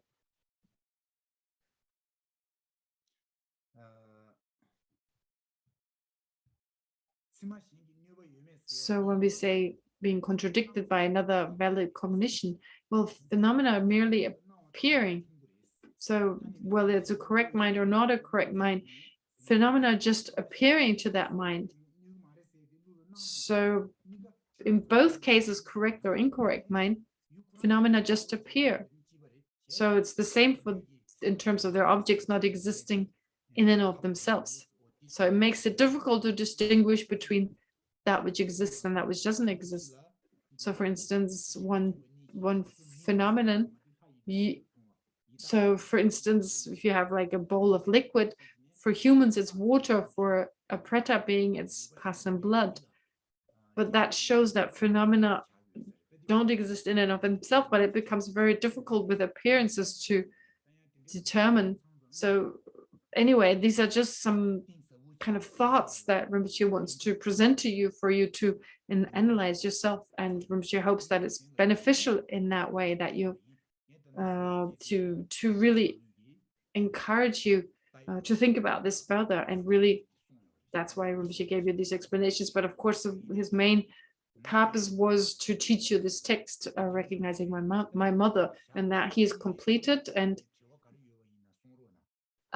so let's leave it for today, and you have the opportunity to ask questions, and I've also been asked to give you a lung, that is like to read the text once again, once for all of you in Tibetan. So can we please get out of the channel so that everyone can hear Rinpoche? Okay. Rinpoche, nghe khu đấy Rinpoche. Allez, laisse it then. So Rinpoche will now give the lung, will give read the text once for you to receive the oral transmission or the lung. So please just listen carefully. Tangur among Munzendi the Longda Chi that did it, pay Mambo Toyo Dangi. That's it. Ijino Kundini Tima Son sheet in the Toyore, and Dana Shingi, Seramela, Genshi Wanshuki Kundine, Toyore, the Dimaim Bepeshi, Moluchi Kundinere, in the Radio Jungler Machine, conduct in the Kundine Mambo Toyor than the Ijino Wigi Tango Umans in the Suzal Shuva in the Yes. He done it to join the page, using machine by you or teaching that same number or denouncing. Yes. In the city. Tayo Songus, no more shoes, Emos. Somewhat in young the name was a season, never turned the Lama. Garden commenting, you sushi, counting 2 young its own mouth. Amagim with the Injitorio, Puchum, Emma Chichi Tardi. Ama changing the hinting to Momashi with the Sheila Kinamo, Juju Dinyo the good on him. He made the in and was on the number the army zone, but Gigi Punyo the army agency. To me, Ama Yuku, Luso, Juju Dinyo the job as a number than Amagim, Honor changing the two. George is something the with the inner Duzon Jay Jotamido. Joanna Zudin Jimmy Army, Nanji Min Juno, Tiamado Jimmy on Tiam Zoe, Patin Sudin. The Gazanshilo Kujundo, Pagin say money body. Maginivo Queen Bandube. Army Bani Pagin Nibe, Hama Jinji Punga, Jogi. Jimmy Shimichi, Army Shinre, Juju, Dinjong Melonama, Simba Metsuju, and the member Mandani Dojo Manshu, Ludu and Dadaji, Chin Lungo, Jambeni, Shaji Tangye, Harutsua, Galashuni, Engineer Magi Tonri, Tada Ranri, Lusengashi, Tudu Dinus Dalashin, now Lindy Ransuyan, Gaju, Rajenshi Tuana, J. Ami Jiretin, Lana Lindy, Ninga Mapi, Shishi Manjan, Manjans, Nanjunkan. Nega Mapi Shishi Man Nasi, Kana Ladies, and Dipijat Dagu Mishimas. Chichen Dimada, Chichen Nikati, no you see. Nega Mapi Shishi Man Nasi in Westunido, Manjan City, Kujimeting, Tandatin. Ama Gimu to Tridu, yes, you made it that day, Tinde, Ronron Genduji in Gemina, Paman Zajuji Chang, Jeme Pape, Janjan Jiji in Banamo, she do not do. Chason Kimbo, Amanang Chinji Tego Sula, Pimu Dori Jada Cho, Zimbo Limit to Himba. Name Sudu Tombogami, Tani Nazu Jintoversi, Amagimu to Toninto, Sani Gandu Kero, set on the major Rangi, Gada Hinduji, Kunzang Ranshi, Maju Hinji Chajim, Yumi Miji, Kenan Tesu, Tani Nazu Shebu Duja, Silu Tibushi Inali, Jumun Zusa di Jishiyan, Shiden Mashibe Lutu Migu, Yamadini, Najijin Rich, Rangi Mainja Seja TV, Nari Maoki Jijin. Ransin Maduji Dindija, Shason Kimbuki Jijin, Sedon Minge, Sonja Chugu, Loshi Junzina Tujun, Ganetana and Zangin TV, Jinzin Shibuna Zangin, Junior Gona and Hiji, Dodin, Kimbuna Utsunugo, Yume Juje di Kalan Chugu, Dogin Utrina, Suzu Maji, Yuanja Shunu, Jambachona, Tani Josushi Manchi Insi, Ku Chejala Miguimala, Kudu Jona Zubantuchi, Ku Kunshi Shavumi, Pami Shonluji Tabuzambo, Dajo Kujuchi, Shensu Kebe, Jidu Changani Tawajo.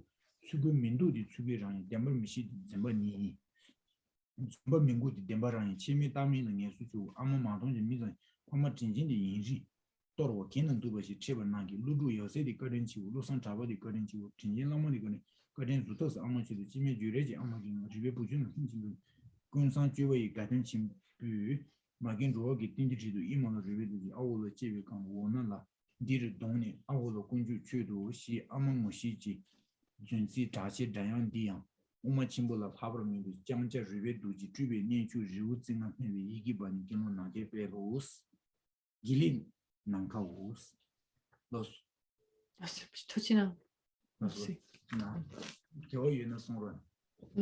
so if you have a question, maybe just to say this, Rinpoche said, well, it's always important that Rinpoche also has received the oral transmission himself. And Rinpoche therefore said, before he started, he said he received this 3 or 4 times by His Holiness himself, then also by the ceremony Geshema Wangmo, probably also by Lodge Rinpoche, by Ratu Rinpoche, he seems to remember as well. So anyway, most importantly, Rinpoche received it by His Holiness the Dalai Lama several times, and so he was able to pass the long on to you. Just this much. Thank and you so you're much. Welcome to, I'm sorry, Rinpoche said, now if you have any questions, you're welcome to ask questions. Thank you, Geshe-la. Thank you so much, Rinpoche, for these precious teachings and for the long. Thank you so much, Rinpoche. So we have a question from Emilia. Emilia, could you please unmute? Thank you so much, Rinpoche. I've written it down so I don't get lost. When meditating on whether the I exists as one with the 5 aggregates or totally separate from the 5 aggregates, wouldn't it be enough or sufficient to use the form aggregate for such analysis? Because if we fail to find the I when analyzing form, the body, wouldn't that automatically prove that the I cannot be one with the 5 aggregates and separate from the 5 aggregates? So in other words, if you fail one, isn't that in a sufficient condition to fail all 5? Or do you have to go over the other 4 too? Okay. Thank you, thank you. Okay. Rinpoche mongkanjishyo di diri tangi Rinpoche soyana shin ta susu khansaki tamme komba tetsena ta ne sumba da shiba nam komba tets ta tanda ne sumba la komba tetsena ta tanda da se di ta rangla khama ta de rangshingi tubu ta de ani pumbonga ka da pumbonga ngaka maimba toyala 아니 수기 풍부 많이 받아야 다른 지금은데 가이스나 개데 아니 따디 수기 풍부 많이 받이나 다 풍부가가 많이 받다 제차라 다 풍부 신데서 다 원이시나 까먹고 와체 가이스나다 개데 따디기 란싱기 두고 따디 수기 풍부 많이나 풍부가가 많이 받다 다치 두래 아니 디 인상 다 수수 따디기 많이 봐 인상 다 풍부기 된도 다른 지금은데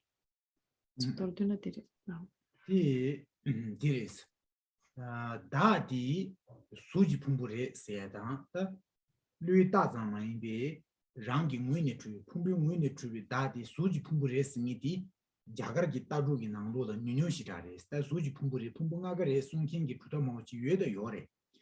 Redi Suji Pumbu dying ball, Tizan to Yomare, that Suji Pumbu dying ball to watching my own the Karistan. 자가르기 따루 실으산 시에이나 더 지왕한시 하나 참여시 거래.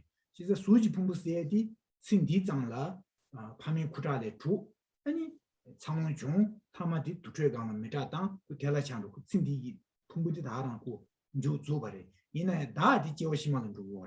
세상 수지 풍부디 가서가자. 다디 수지 풍부제 양배 두바디 친구요 말이스. 다 자기 내당 따루기 내당 지오니.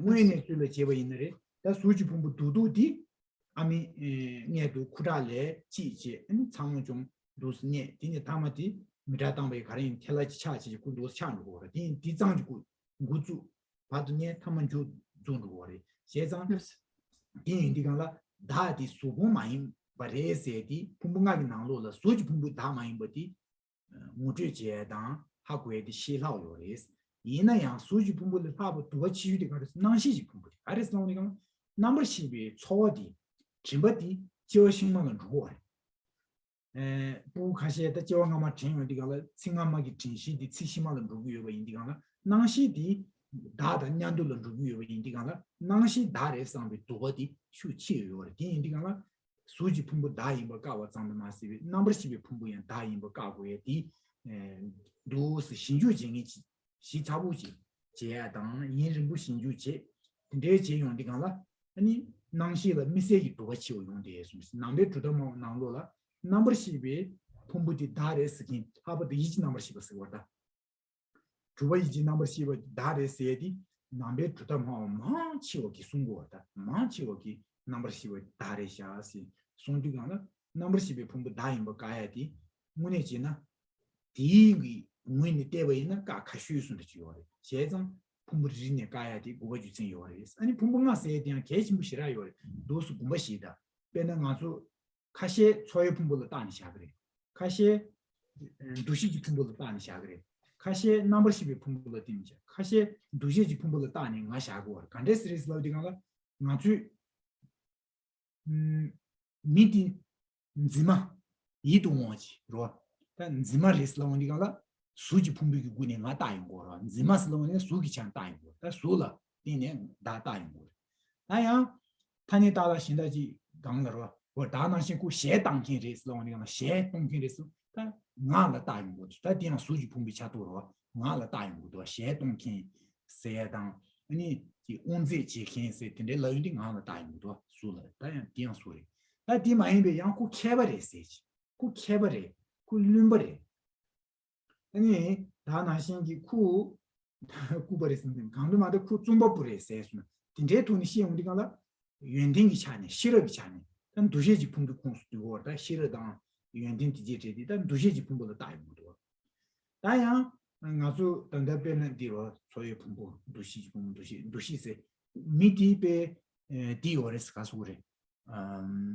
낭지 중부 미 중부 디세다 미디 초 num부 요레세다 다나시 미디베 디제 빈송소바 미지부티스 민나오지부 미지지부지에 킹기 미디 지부의 두부스라운이 강연 용킹기 미 지부 동킹기 미스라운이 거 초디두기 찬 시행도 초초의 다임도 세상 나시지 풍부스 시행이가 미디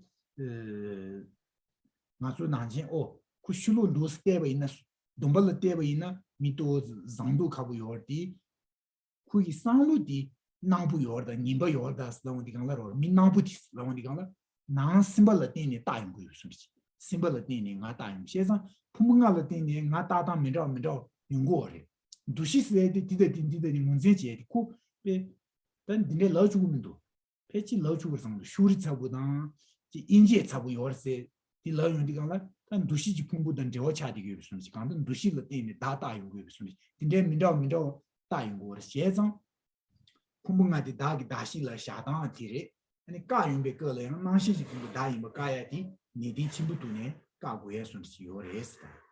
Yes, well, first of all, it's actually not sufficient in the sense that in order to eliminate any kind of doubt, it is better to identify or to eliminate the fact that the I is not just to eliminate the I being the physical aggregates, but also with regard to the other aggregates, just to be totally thorough. And there are different reasons for that. First of all, in India itself, so following this Indian tradition, well, there was really no sense that the I was the body. In general, like philosophically, there was rather the sense that, well, most philosophers in India, also Buddhist philosopher included, but also previous to Buddhism, well, they believe in reincarnation. So therefore they believe that consciousness continues or that the person goes on, although the body is left behind.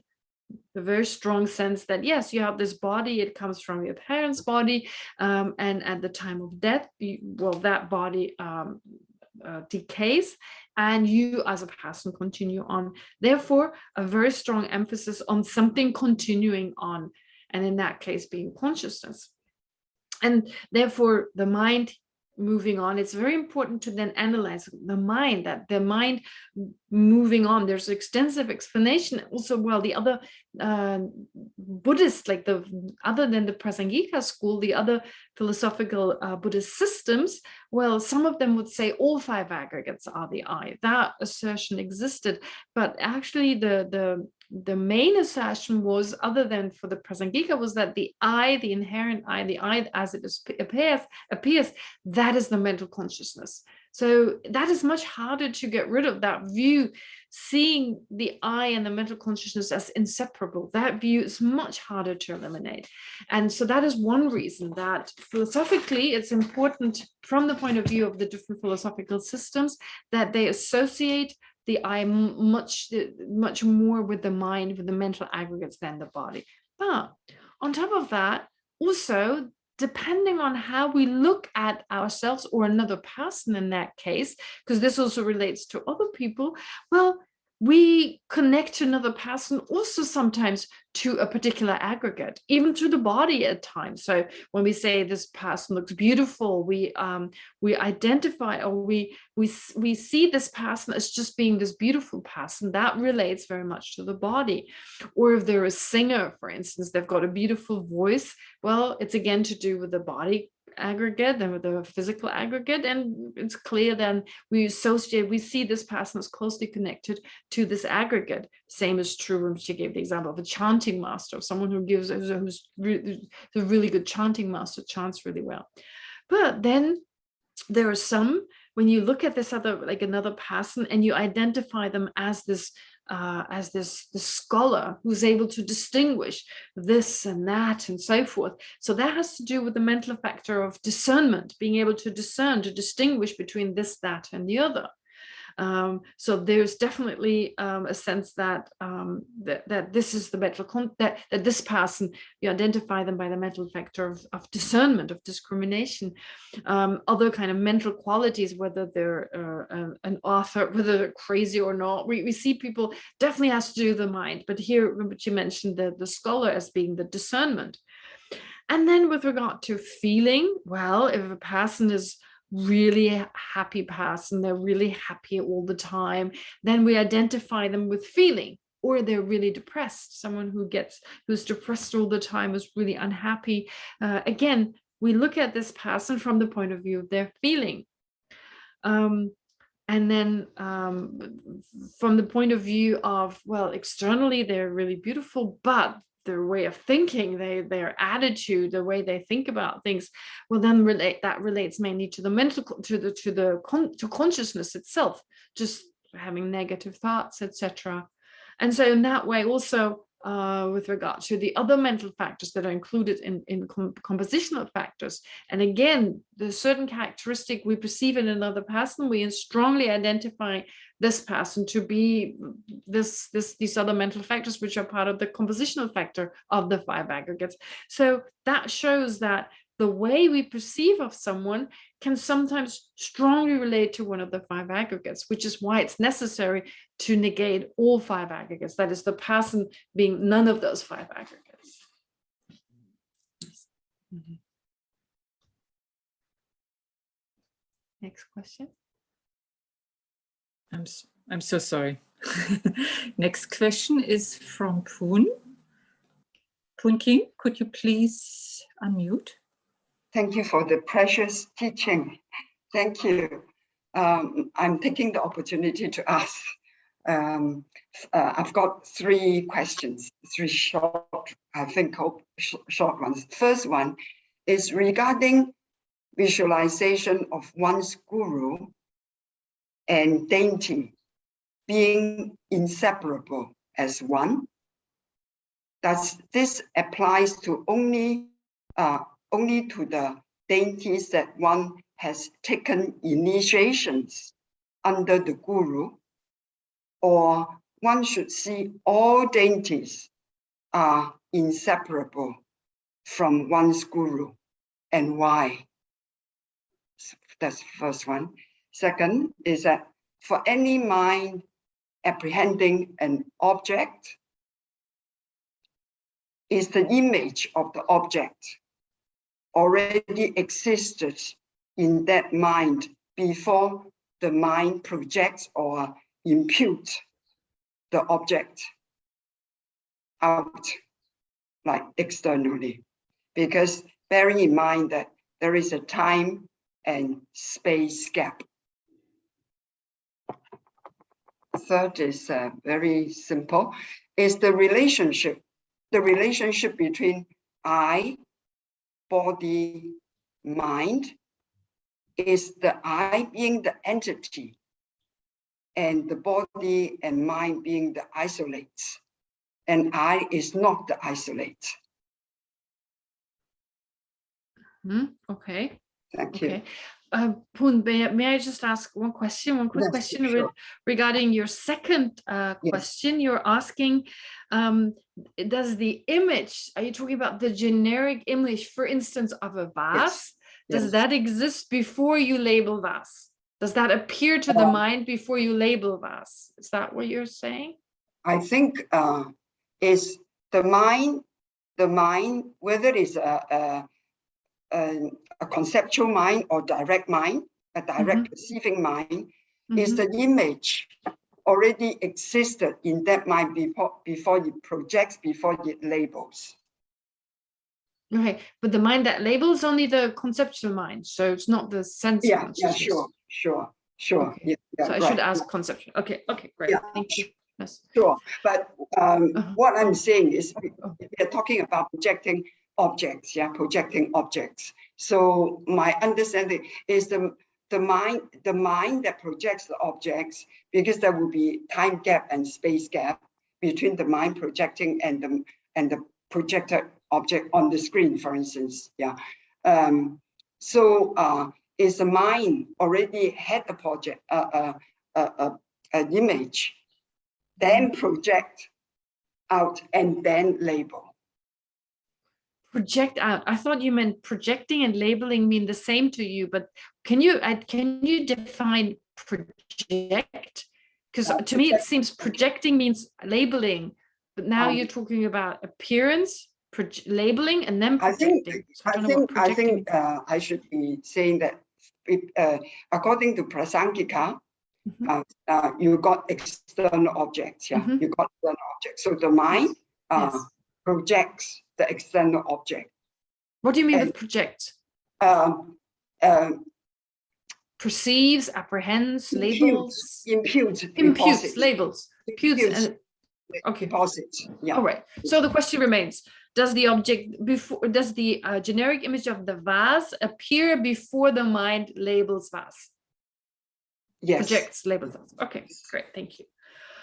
Moi quand je sumsure that du mashumes Tibetan Buddhist did tangi rumshi soina shinta susu tsawa lama de rangi yida da ngu yeme chi gomgu bache ta ngu yeme ta ne ani susu chi kalur ta sowa deb go yachne rumshi soira ani ta tanda yida di rangi yida se di susu one top simbe yida chi rangi lama da ngu yeme ta go re yana yida tamche da la tamche rangi lama da ane kharsa ngu yeme ta go re da one top da yewa me ba chila din ta go re ani gyumsen khares ne ngu yeme ta go ade di chi chwa thangbu di dire chwani ba de di sung du kharsa ta pena yu tona yu pena ta tope phata ba ina ani peda ushke ba ina pena bumsen toba da wala ina ta bumba ta buma wonyam belo nam ke wa tetsena bumbe tope phata ba ra ta ina koran chwadi karsna bumbe thunchi de bumba ta bengaro tu nangrwe bumbe thunchi de bumsen toba la bumba mata bengaro tu nangrwe yana thunyam do rwe ti khande ina chwani ba che ani chusumba de tanda nga da sugi pumbo da namshigi pumbo digi kalor digi jawadan chen ta kor chua shiosa tanda nga seadi ngo rewe ane lu da namshi ta lugi pumbo da namshigi pumbo ni de dokpa rewe ta tanda dokpa chik dokpa thadegi dokpa ko thani tara ta tanda lu da namshi ni dokpa dang ane nga di ngô rồi vậy ngô chỉ đang ngô thà đi cái ngô đi rồi vậy 제가 đi 다 다니 đi rồi vậy 아니 셴니 đi 다 저 당부디라 랑기 자에 라마 이당기라도 모예메 됐다 송예 디 조디 랑라 상아지 왕 고킹기 자에 라마 디스 아니 이당기라 베자샤와이나 파워신 모다야 지진자메 모다야 아니 이당 탄지 뒤에 다니 뭐다고 그랬으네요 카도디라 이당 강 수수 공규여 이나레 강 공제기 이당 디 이용을 때 디 이당 디 이당 탄전 뒤와 상제 탄전 뒤에 다니지라 대바이나 리오레스 디준요 나세 이당 탄전 나세 이내야 수수 공야 조 따라랑 원수지 취낭긴 투모낭샤네 송디 상가 두지 TV다 라메기 TV 주지지 우베 상원 뒤베기 취취지 바로 그 상가서 뭐기 취 낭긴기 자일라면 디 취지 탕지 다니는 낭긴기 자일라면 디 조차리 거라다 근데 디다고 너나 수수기 시준 마듀로 디 듀어지 kin기 자일라면 디스 뭐 상가지 취고 낭긴기 자일라면 디 아니 이단계 다 수수 가름 매바 있는 이단계 다 디다 디 모도 따야다 이단 디 상제 탕진 뒤에 다니를 따야 디 송고요레스 다 라마디 이단도 모지도 따야스 예 딜로 쿠랑이 기 미세기 내가요레스 이단계 모 따야 디기 모주 녀로다 아니 이 안지 이단계 하이 신론 주야라 신론 녀로다 자이 라마기 모 따야 디기 양 미세기 신론 녀로다 딘데기 구가 시버진 요레스 디잔도 마세비 지당 다 이당 세디 마수 이당 하세디 하신다 비 다베신가 비 다른 부진의 슈딩이 수를 다랑신 버신들이 이당기 하딘데베 신강 신다지기 나로의 슈디비 강사 나랑수나 신기 지 인라다 니라다 홍부디제 창딩이 수수의 배도 수바다부지 강사 주타데버 신 다부시 저메 딩이 신 강사 신 당가서 미더 미신 나시 딘데지라 상동 주요 말이스 이당세 들고 니버 된기 이당디 가래 니버 된지 이당디 가래스로 니버 된지 이당디기 투디 차디고 투 넘버 탄제 진비 이시디 차디고 투 넘버 탄제 진비 이시디 가래스로 니가 투 추구랑신 디진이 네루 타두기 다니 넘버 다바 되만의 넘버 다베 랑신 넘버 다바 랑기 무유망주베 랑신지 넘버 다베 취나기 내루 타두기 인 취구인 취지인 디쿠나니 오 디장차 디 니den기 라마티레스 니den지 이당티레스 제상 라마다 이당다 랑신 숨부디 모예메데 데바이나 수수기 센디 타두 취구기 인 슈웨이너레 취지구이 구방다 모예메드 대지시네 생기 타르투베 내당디 가르스나 생디 장신지 지마다 루브르지 지마 장신지 지마스는 덴버주거든요 루브르지 지마 차수 녀모베 지마들와 이제 참아 답이 취구인의 파팅지시네 내루 타두무도 제구월에 세도 디인디가라 딘제기 토네 수수라니다 라마다 이당송 모예메스다야 라마 이당 모예메드 따고에 디 나수 라마다 탐에벤 두시마도 샤고만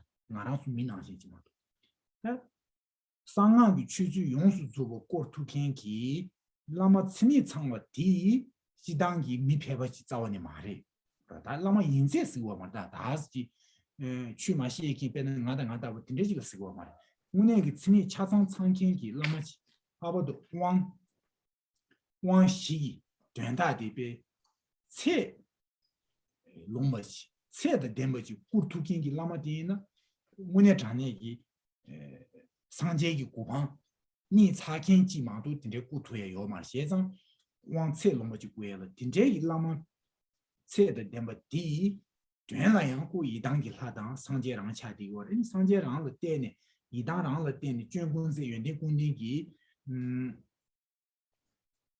상제 무스 대지진 다 상제 세디 가이스나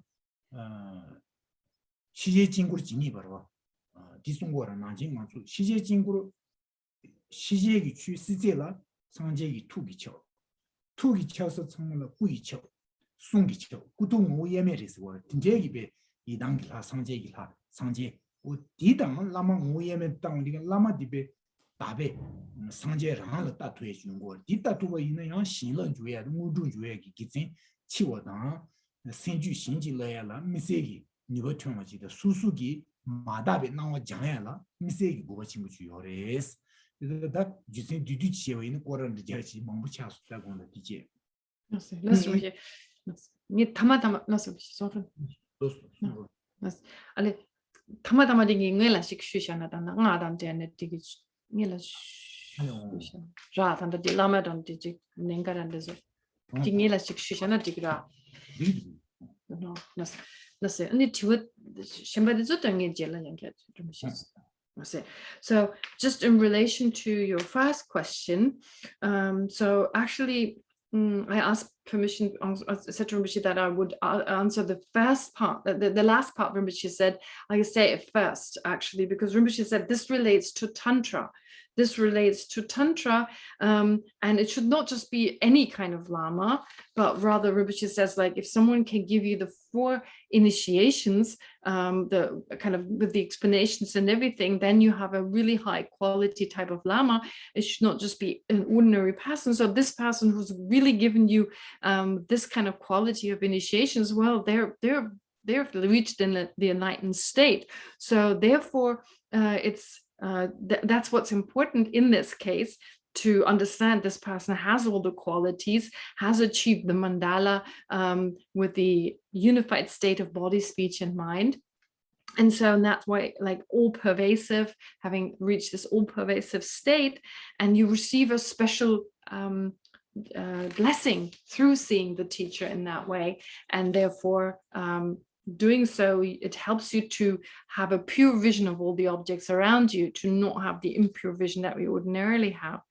And also what Rinpoche said that, well, it is so important, this understanding with the Lama, I mean, and since it relates to the Tantra here, well, the meditational deities, it can be the meditational deity that you have a special connection with, that you have initiation, that you've received initiation of. But with in the back of your mind, you should know that it refers to all meditative deities, that they're all inseparable from your Lama. So you cannot separate them, although you may focus on your personal meditational deity mainly. And so this helps you, if you see the Lama in that way, to perceive this being as inseparable from your main meditational deity, but also from all others. Well, in what way does it help you? It helps you to attain accomplishment, that is realizations quicker, and you receive the special blessings in that way. And the problem is oftentimes we see the meditational deity as something separate, as like in a different realm, existing in a different realm and so forth, but they don't exist in that way. I mean, we shouldn't see them as separable from our Lama in that way, because they don't exist in that way, but rather come to understand, in particular with regard to the actual meaning, so the definitive meaning of the meditational deity in connection to the Lama, that this is here a being who's achieved the omniscient mind, who's achieved, this is connected to the mind here. The mind is the main aspect, not the physical aspect, but the mind itself being this mind of the Dharmakaya, this omniscient Dharmakaya, which perceives all phenomena as they actually are, is this pure mind, the Dharmadhatu, if you like. It's like in the sphere of emptiness, and it is a mind that is free from all stains. The stains, that the adventitious stain, that is free from the stains of the afflictions and so forth, and of the natural stains, that it lacks inherent existence. So to understand that this is not an ordinary person, but rather that this is this special being inseparable from the meditational deity and so forth. So in that sense here, Rinpoche says, he gave all this extensive explanation that this is difficult, this is quite complicated, but the purpose of it is for you to receive the blessing, the accomplishments quickly, and to help you towards purifying or overcoming your ordinary perception of things around you. That's right. 강사지 용한테 제외이나 수수주의라 또디오라 본바우 냠베 가디지베 있는데 디다 균양도 본베 된지 나와디 연구요레스 본베 된지 슬라운데 본베 자나 샤야디 본바시비 타니단 지베군에 본베 넘버 2디 넘버 샤야디 수수주의라 본진 두바 미시기 또디오 통 딜라 때네 주베지 시비 지 땡도 본바우 냠베 군도多几位个了，本被短期闹的个就用过的，其他本被短期的本被尽量的主嘛就是第一，特别今天送给就是，本把是被他那当都丢你不的，送来了出来的数，积了中国的是第一，但哪就结果解决了，本把是被他那的，本把是被打的，积了出去的，都丢的，本把是被他那大是西定了出，积了本把是被他那的，积了出吧。용축을 했던 여기요 말이지. 이내 조딩 아주 뭐시비 타니 다서기 뚜디오 쿠란 하야 랑문이 마주버리 류이 다상지 시지니. 간데 타니 이너레 타니 다서기 시 다시 이너레 너나 시저 시체 참아 랑지메 버리 시지니. 송용디가라 타니다 타니기 되니부디 랑시지 조마주로 제가 가야메 버리. 타니다 타니 다세기 신이부디 수면을 두버렸으니까 타니디 질투 타니 다세기 시디 뇌를 두버 디 용축을 망치고 있는 차디고 띵겨게 말레스 저니부지 저스실라 나랑 속이 류가 이송이 못 타디리 류디 샤차기 공부도 디리 나디 칸이 차디야 나 속이 안줄로 구디에들이 아니 이지 넘버 10이 나서 용디에기 남도 담은다 가상기 된다라 상당 다르기 된다서 몽베 된다라 차시 빈지시네 상민 나로라 지 무진 구진 로 유 타다로 두스 주딩이 슈르주율 추딩이 어딘데기 넘버 2번디 이지 시버 차디고래 어디 인딩은 안수기 누가 이손이 몽 타디레 몽 수수니 요래 몽 미라미라 되요 다 이나야 상제지시네 생기 땡기 지마타다 다 지시네 저 나랑 수기 타메비 풍분 딘제기 지워라야디 딘제 렘베 지워디 빵지시네 센팅기 지마 다 지시네 센팅기 지마 다 지마 타다 다 지시네 아니 이지랑 생기 류이 다 딘제기 지마 타다 다베 이디 상제기 투디 차용고로 투 추구디 차용고리 다 딘제기 투디 쿠란레 샤르유 이지 류주어라 딘제기 류당 류디르 때문에 나주어리 당주어다 이디 롱을 땡디오 롱을 당주어 당디 게레 나레 센디 롱을 땡바시 다 롱디 다 류기 주차디오라 상제이나 상제기 류기 주가레스노니가 이당 오집에 롱 참주어리 디 수부를 파샤로레스요 다 롱디기 당주어 롱디라 당 코랑기 다주어 어디 나차디고 그래서 상제기 류가 이송디 류스나야 이레 로스요 말에 이스냐 상제기 류레 모 로스요 말에 모지바레스 남바 수수니 샤데지 모지 샤디고레스. Merci. Now, with regard to your second question, Rinpoche says that, well, actually, when you perceive a vase, for instance, you have a generic image of the vase. That is a representation. It's something that is like the vase that appears to your mind.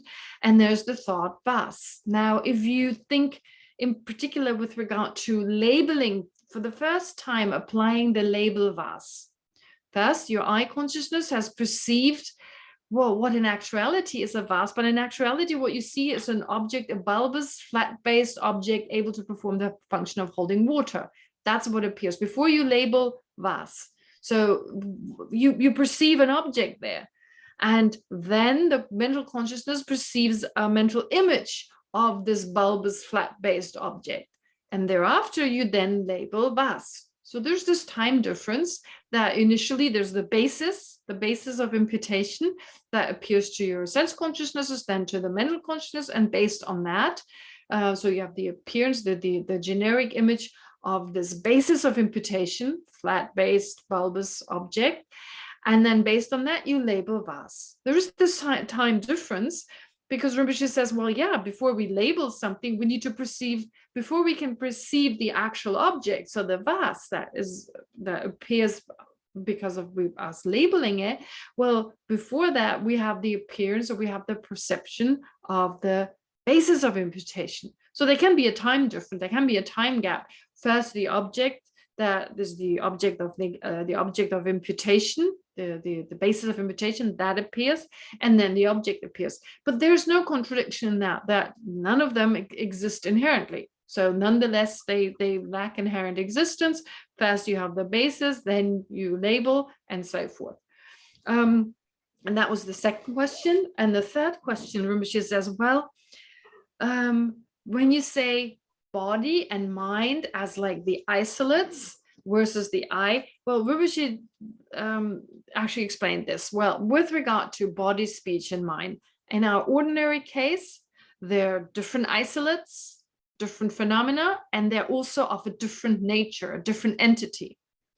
Well, in the case of an omniscient, like a person who's, well, like a Buddha who's has eliminated all mental obstructions. In that case, what happens is you utilize the subtlest mind that is free of all the obstructions, and that is inseparably linked to the subtle energy winds. Okay, the subtle energy wind, subtle energy. Now, this very pure mind, that subtle mind, free from all stains, that kind of mind now that is inseparably linked to the energy wind, the mind itself becomes the mind of a Buddha. And then this energy wind, it comes along with the sound. It's like there's a sound that goes along with the energy wind. That is the speech of a Buddha. And the energy wind itself appearing in different forms, that is the body of a Buddha. So you see, it's all one entity with the mind and its energy winds being inseparably linked, being of the same entity. Therefore, the body, speech, and mind, which are all arising from this very subtle mind and its energy wind, they're also inseparably linked. And in that case, they are different isolates, but they're of one nature. They're inseparably linked as one, of being of one nature. Thank you so much. For regarding the second questions, I go back. In other words, the conceptual mind would be, the labeling mind would be later than the object appearing, the basis appearing. Am I right? Yes. Is my understanding correct? I ask. That the Rinpoche soya digit na chuvaniwa dan tene ta karsa dakshi de ane dakchu manama ngarudo dakshi ngela nangslap chugura. Dakchu sna da tanda kan datsa ve jedela ta bena bumba dawina hambu to de wanang ane di jela ane bumba nang de dilap chugure.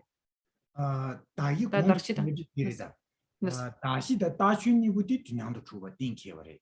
주님도 줘봐요. 나무 차네. 다시니 균형도 주고 땡기어지. 다 다시 쉐딩 년디 구버다. 다시 뭐시비 타니디. 타니세 다이 타니다 루이 타니지. 다이 타니디 분바 스카네라에 들어. 니 분바레스 타니디. 타니디가 다시 두디오니 부디다. 두디오면도 주 칸에 분바레스 라이디 지라 용해디. 디 용주거레스. 디 뭐부지 용고요레스. 니네가 요 말이야. 냥도 용주거레스. 다이 이 타네 디스기면 뭐지? 다시 두디오 디당 딜라 다비 다시 분번이부디 균형도 주버래 가르쳤습니다. 디 균형도 주버 땡케 버리. 강사다 강사기 분분이부디 다시 분부당 딜라 다비 강사니부디 균형도 주버래. 진짜 균형도 주버래 나무 차네. dakshidingelanang tachirapena no 다시는 레레 다시 나와라 되네 다시 나와 다디 다시 디 나와 디실을 전에 나세 나고라 다디 고 계징하시 지여베스미도 풍부루이 샤워를 되네 나오냐면 루지가 말에 계징하시 때 지여베지 패치샤고니 Nostrum Toshina. So Rinpoche said, first of all, the object of imputation and the object that is imputed, they always exist at the same time. So they have to exist at the same time. You have the object of imputation and the object that is imputed. But then I checked again, but what about appearance? Like one appears early and he said, yes, first, there seems to be first the object of invitation that appears a little earlier, and then from the point of view of then labeling, the object that is labeled comes later. So there seems to be a short moment where just to the mind that labels, just the basis of labeling or the basis of invitation, and then immediately the labeling takes place and there's the appearance of the object. Okay. Thank you so much. Thank you so much for the precious teaching. Thank you. Thank you. Thank you. Thank you so much. Thank you. Same question. Okay.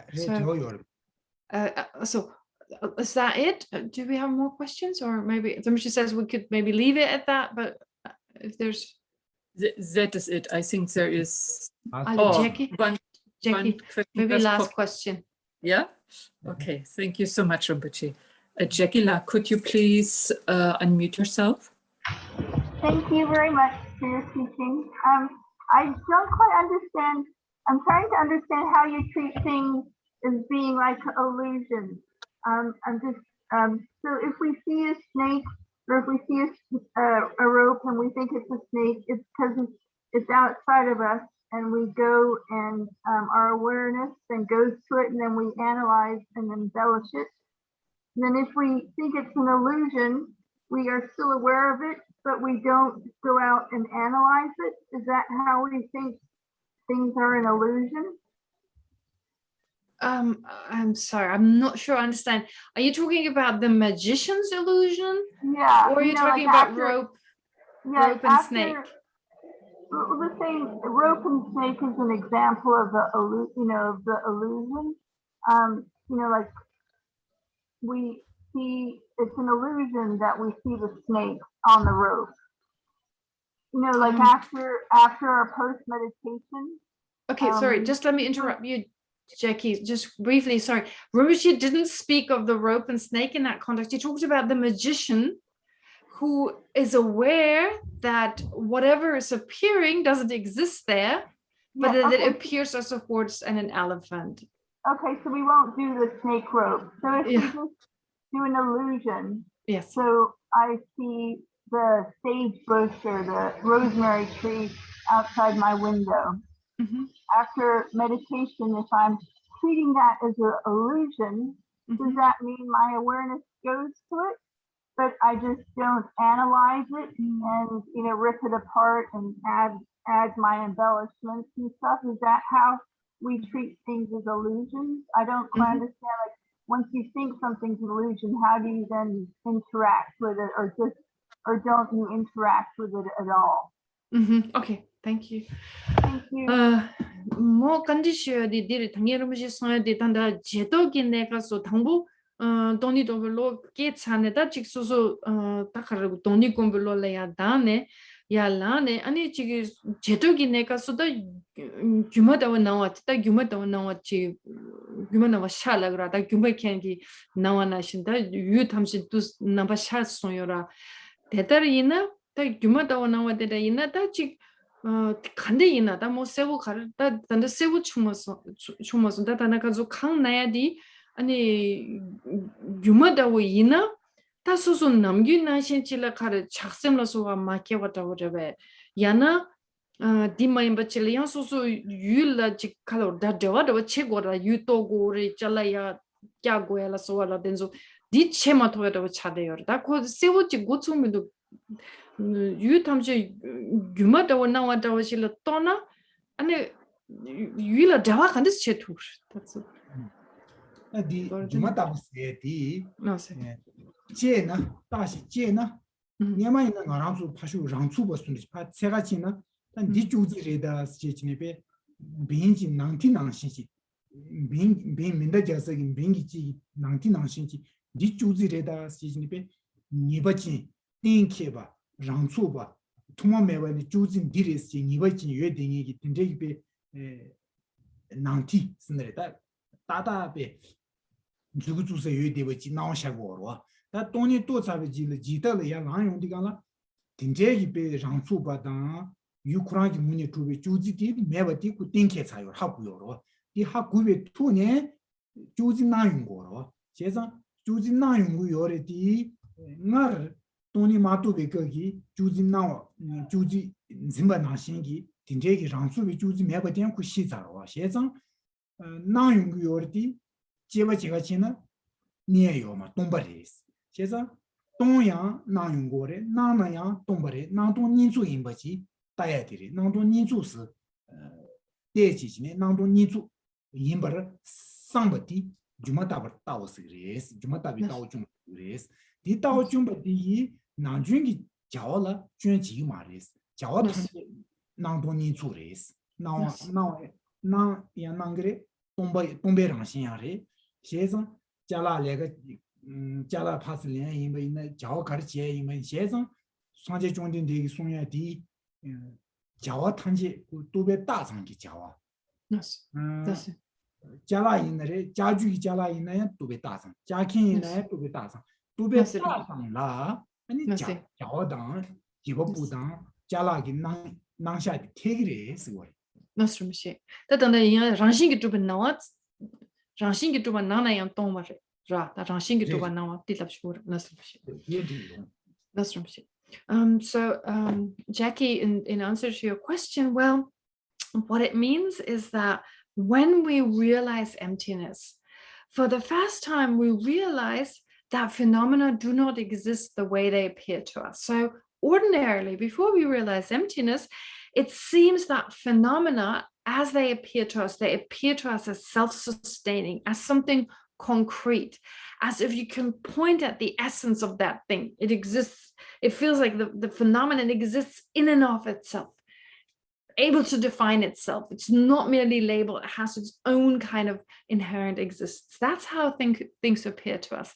And then as we meditate on emptiness, then in that moment, when we realize emptiness, what happens is that this falls away. This falls away, that concrete, self-sustaining appearance, all that falls away. And we just perceive that phenomena lack this kind of existence that ordinarily appears to us. So for the first time, we understand phenomena cannot exist that way. We understand the lack of that inherent existence.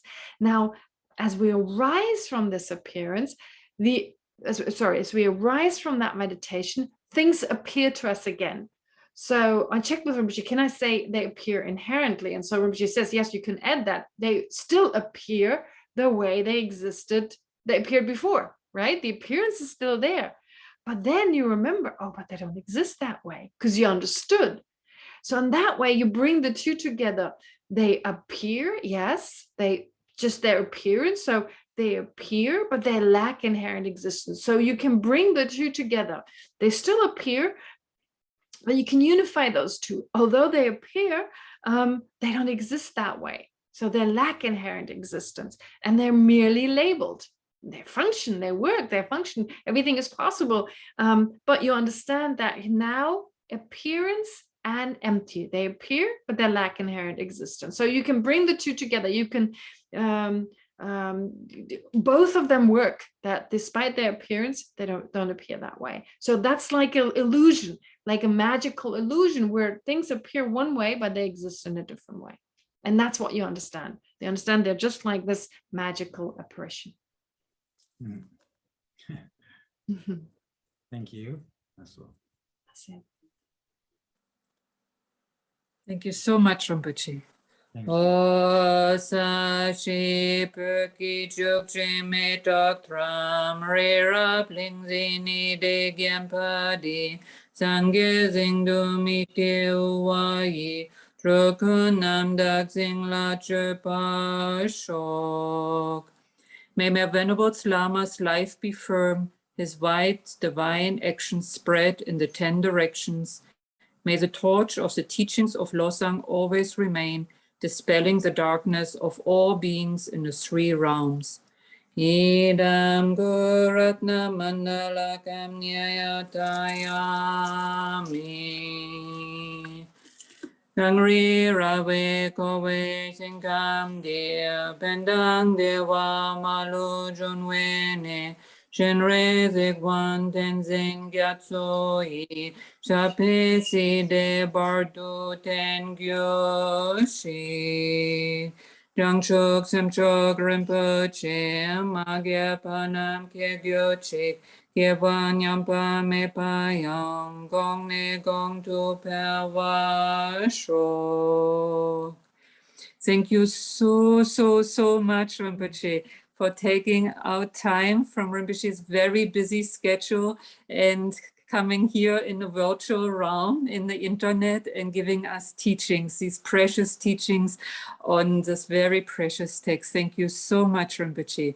And any merit we might have created, hopefully we created by listening to Rinpoche's explanations, please, Rinpoche, may you have a very long and stable life, and may you teach us until samsara ends. Thank you so much, Rinpoche. Thank you. Thank you. I don't know, Rinpoche needs, oh, Rinpoche understands, of course.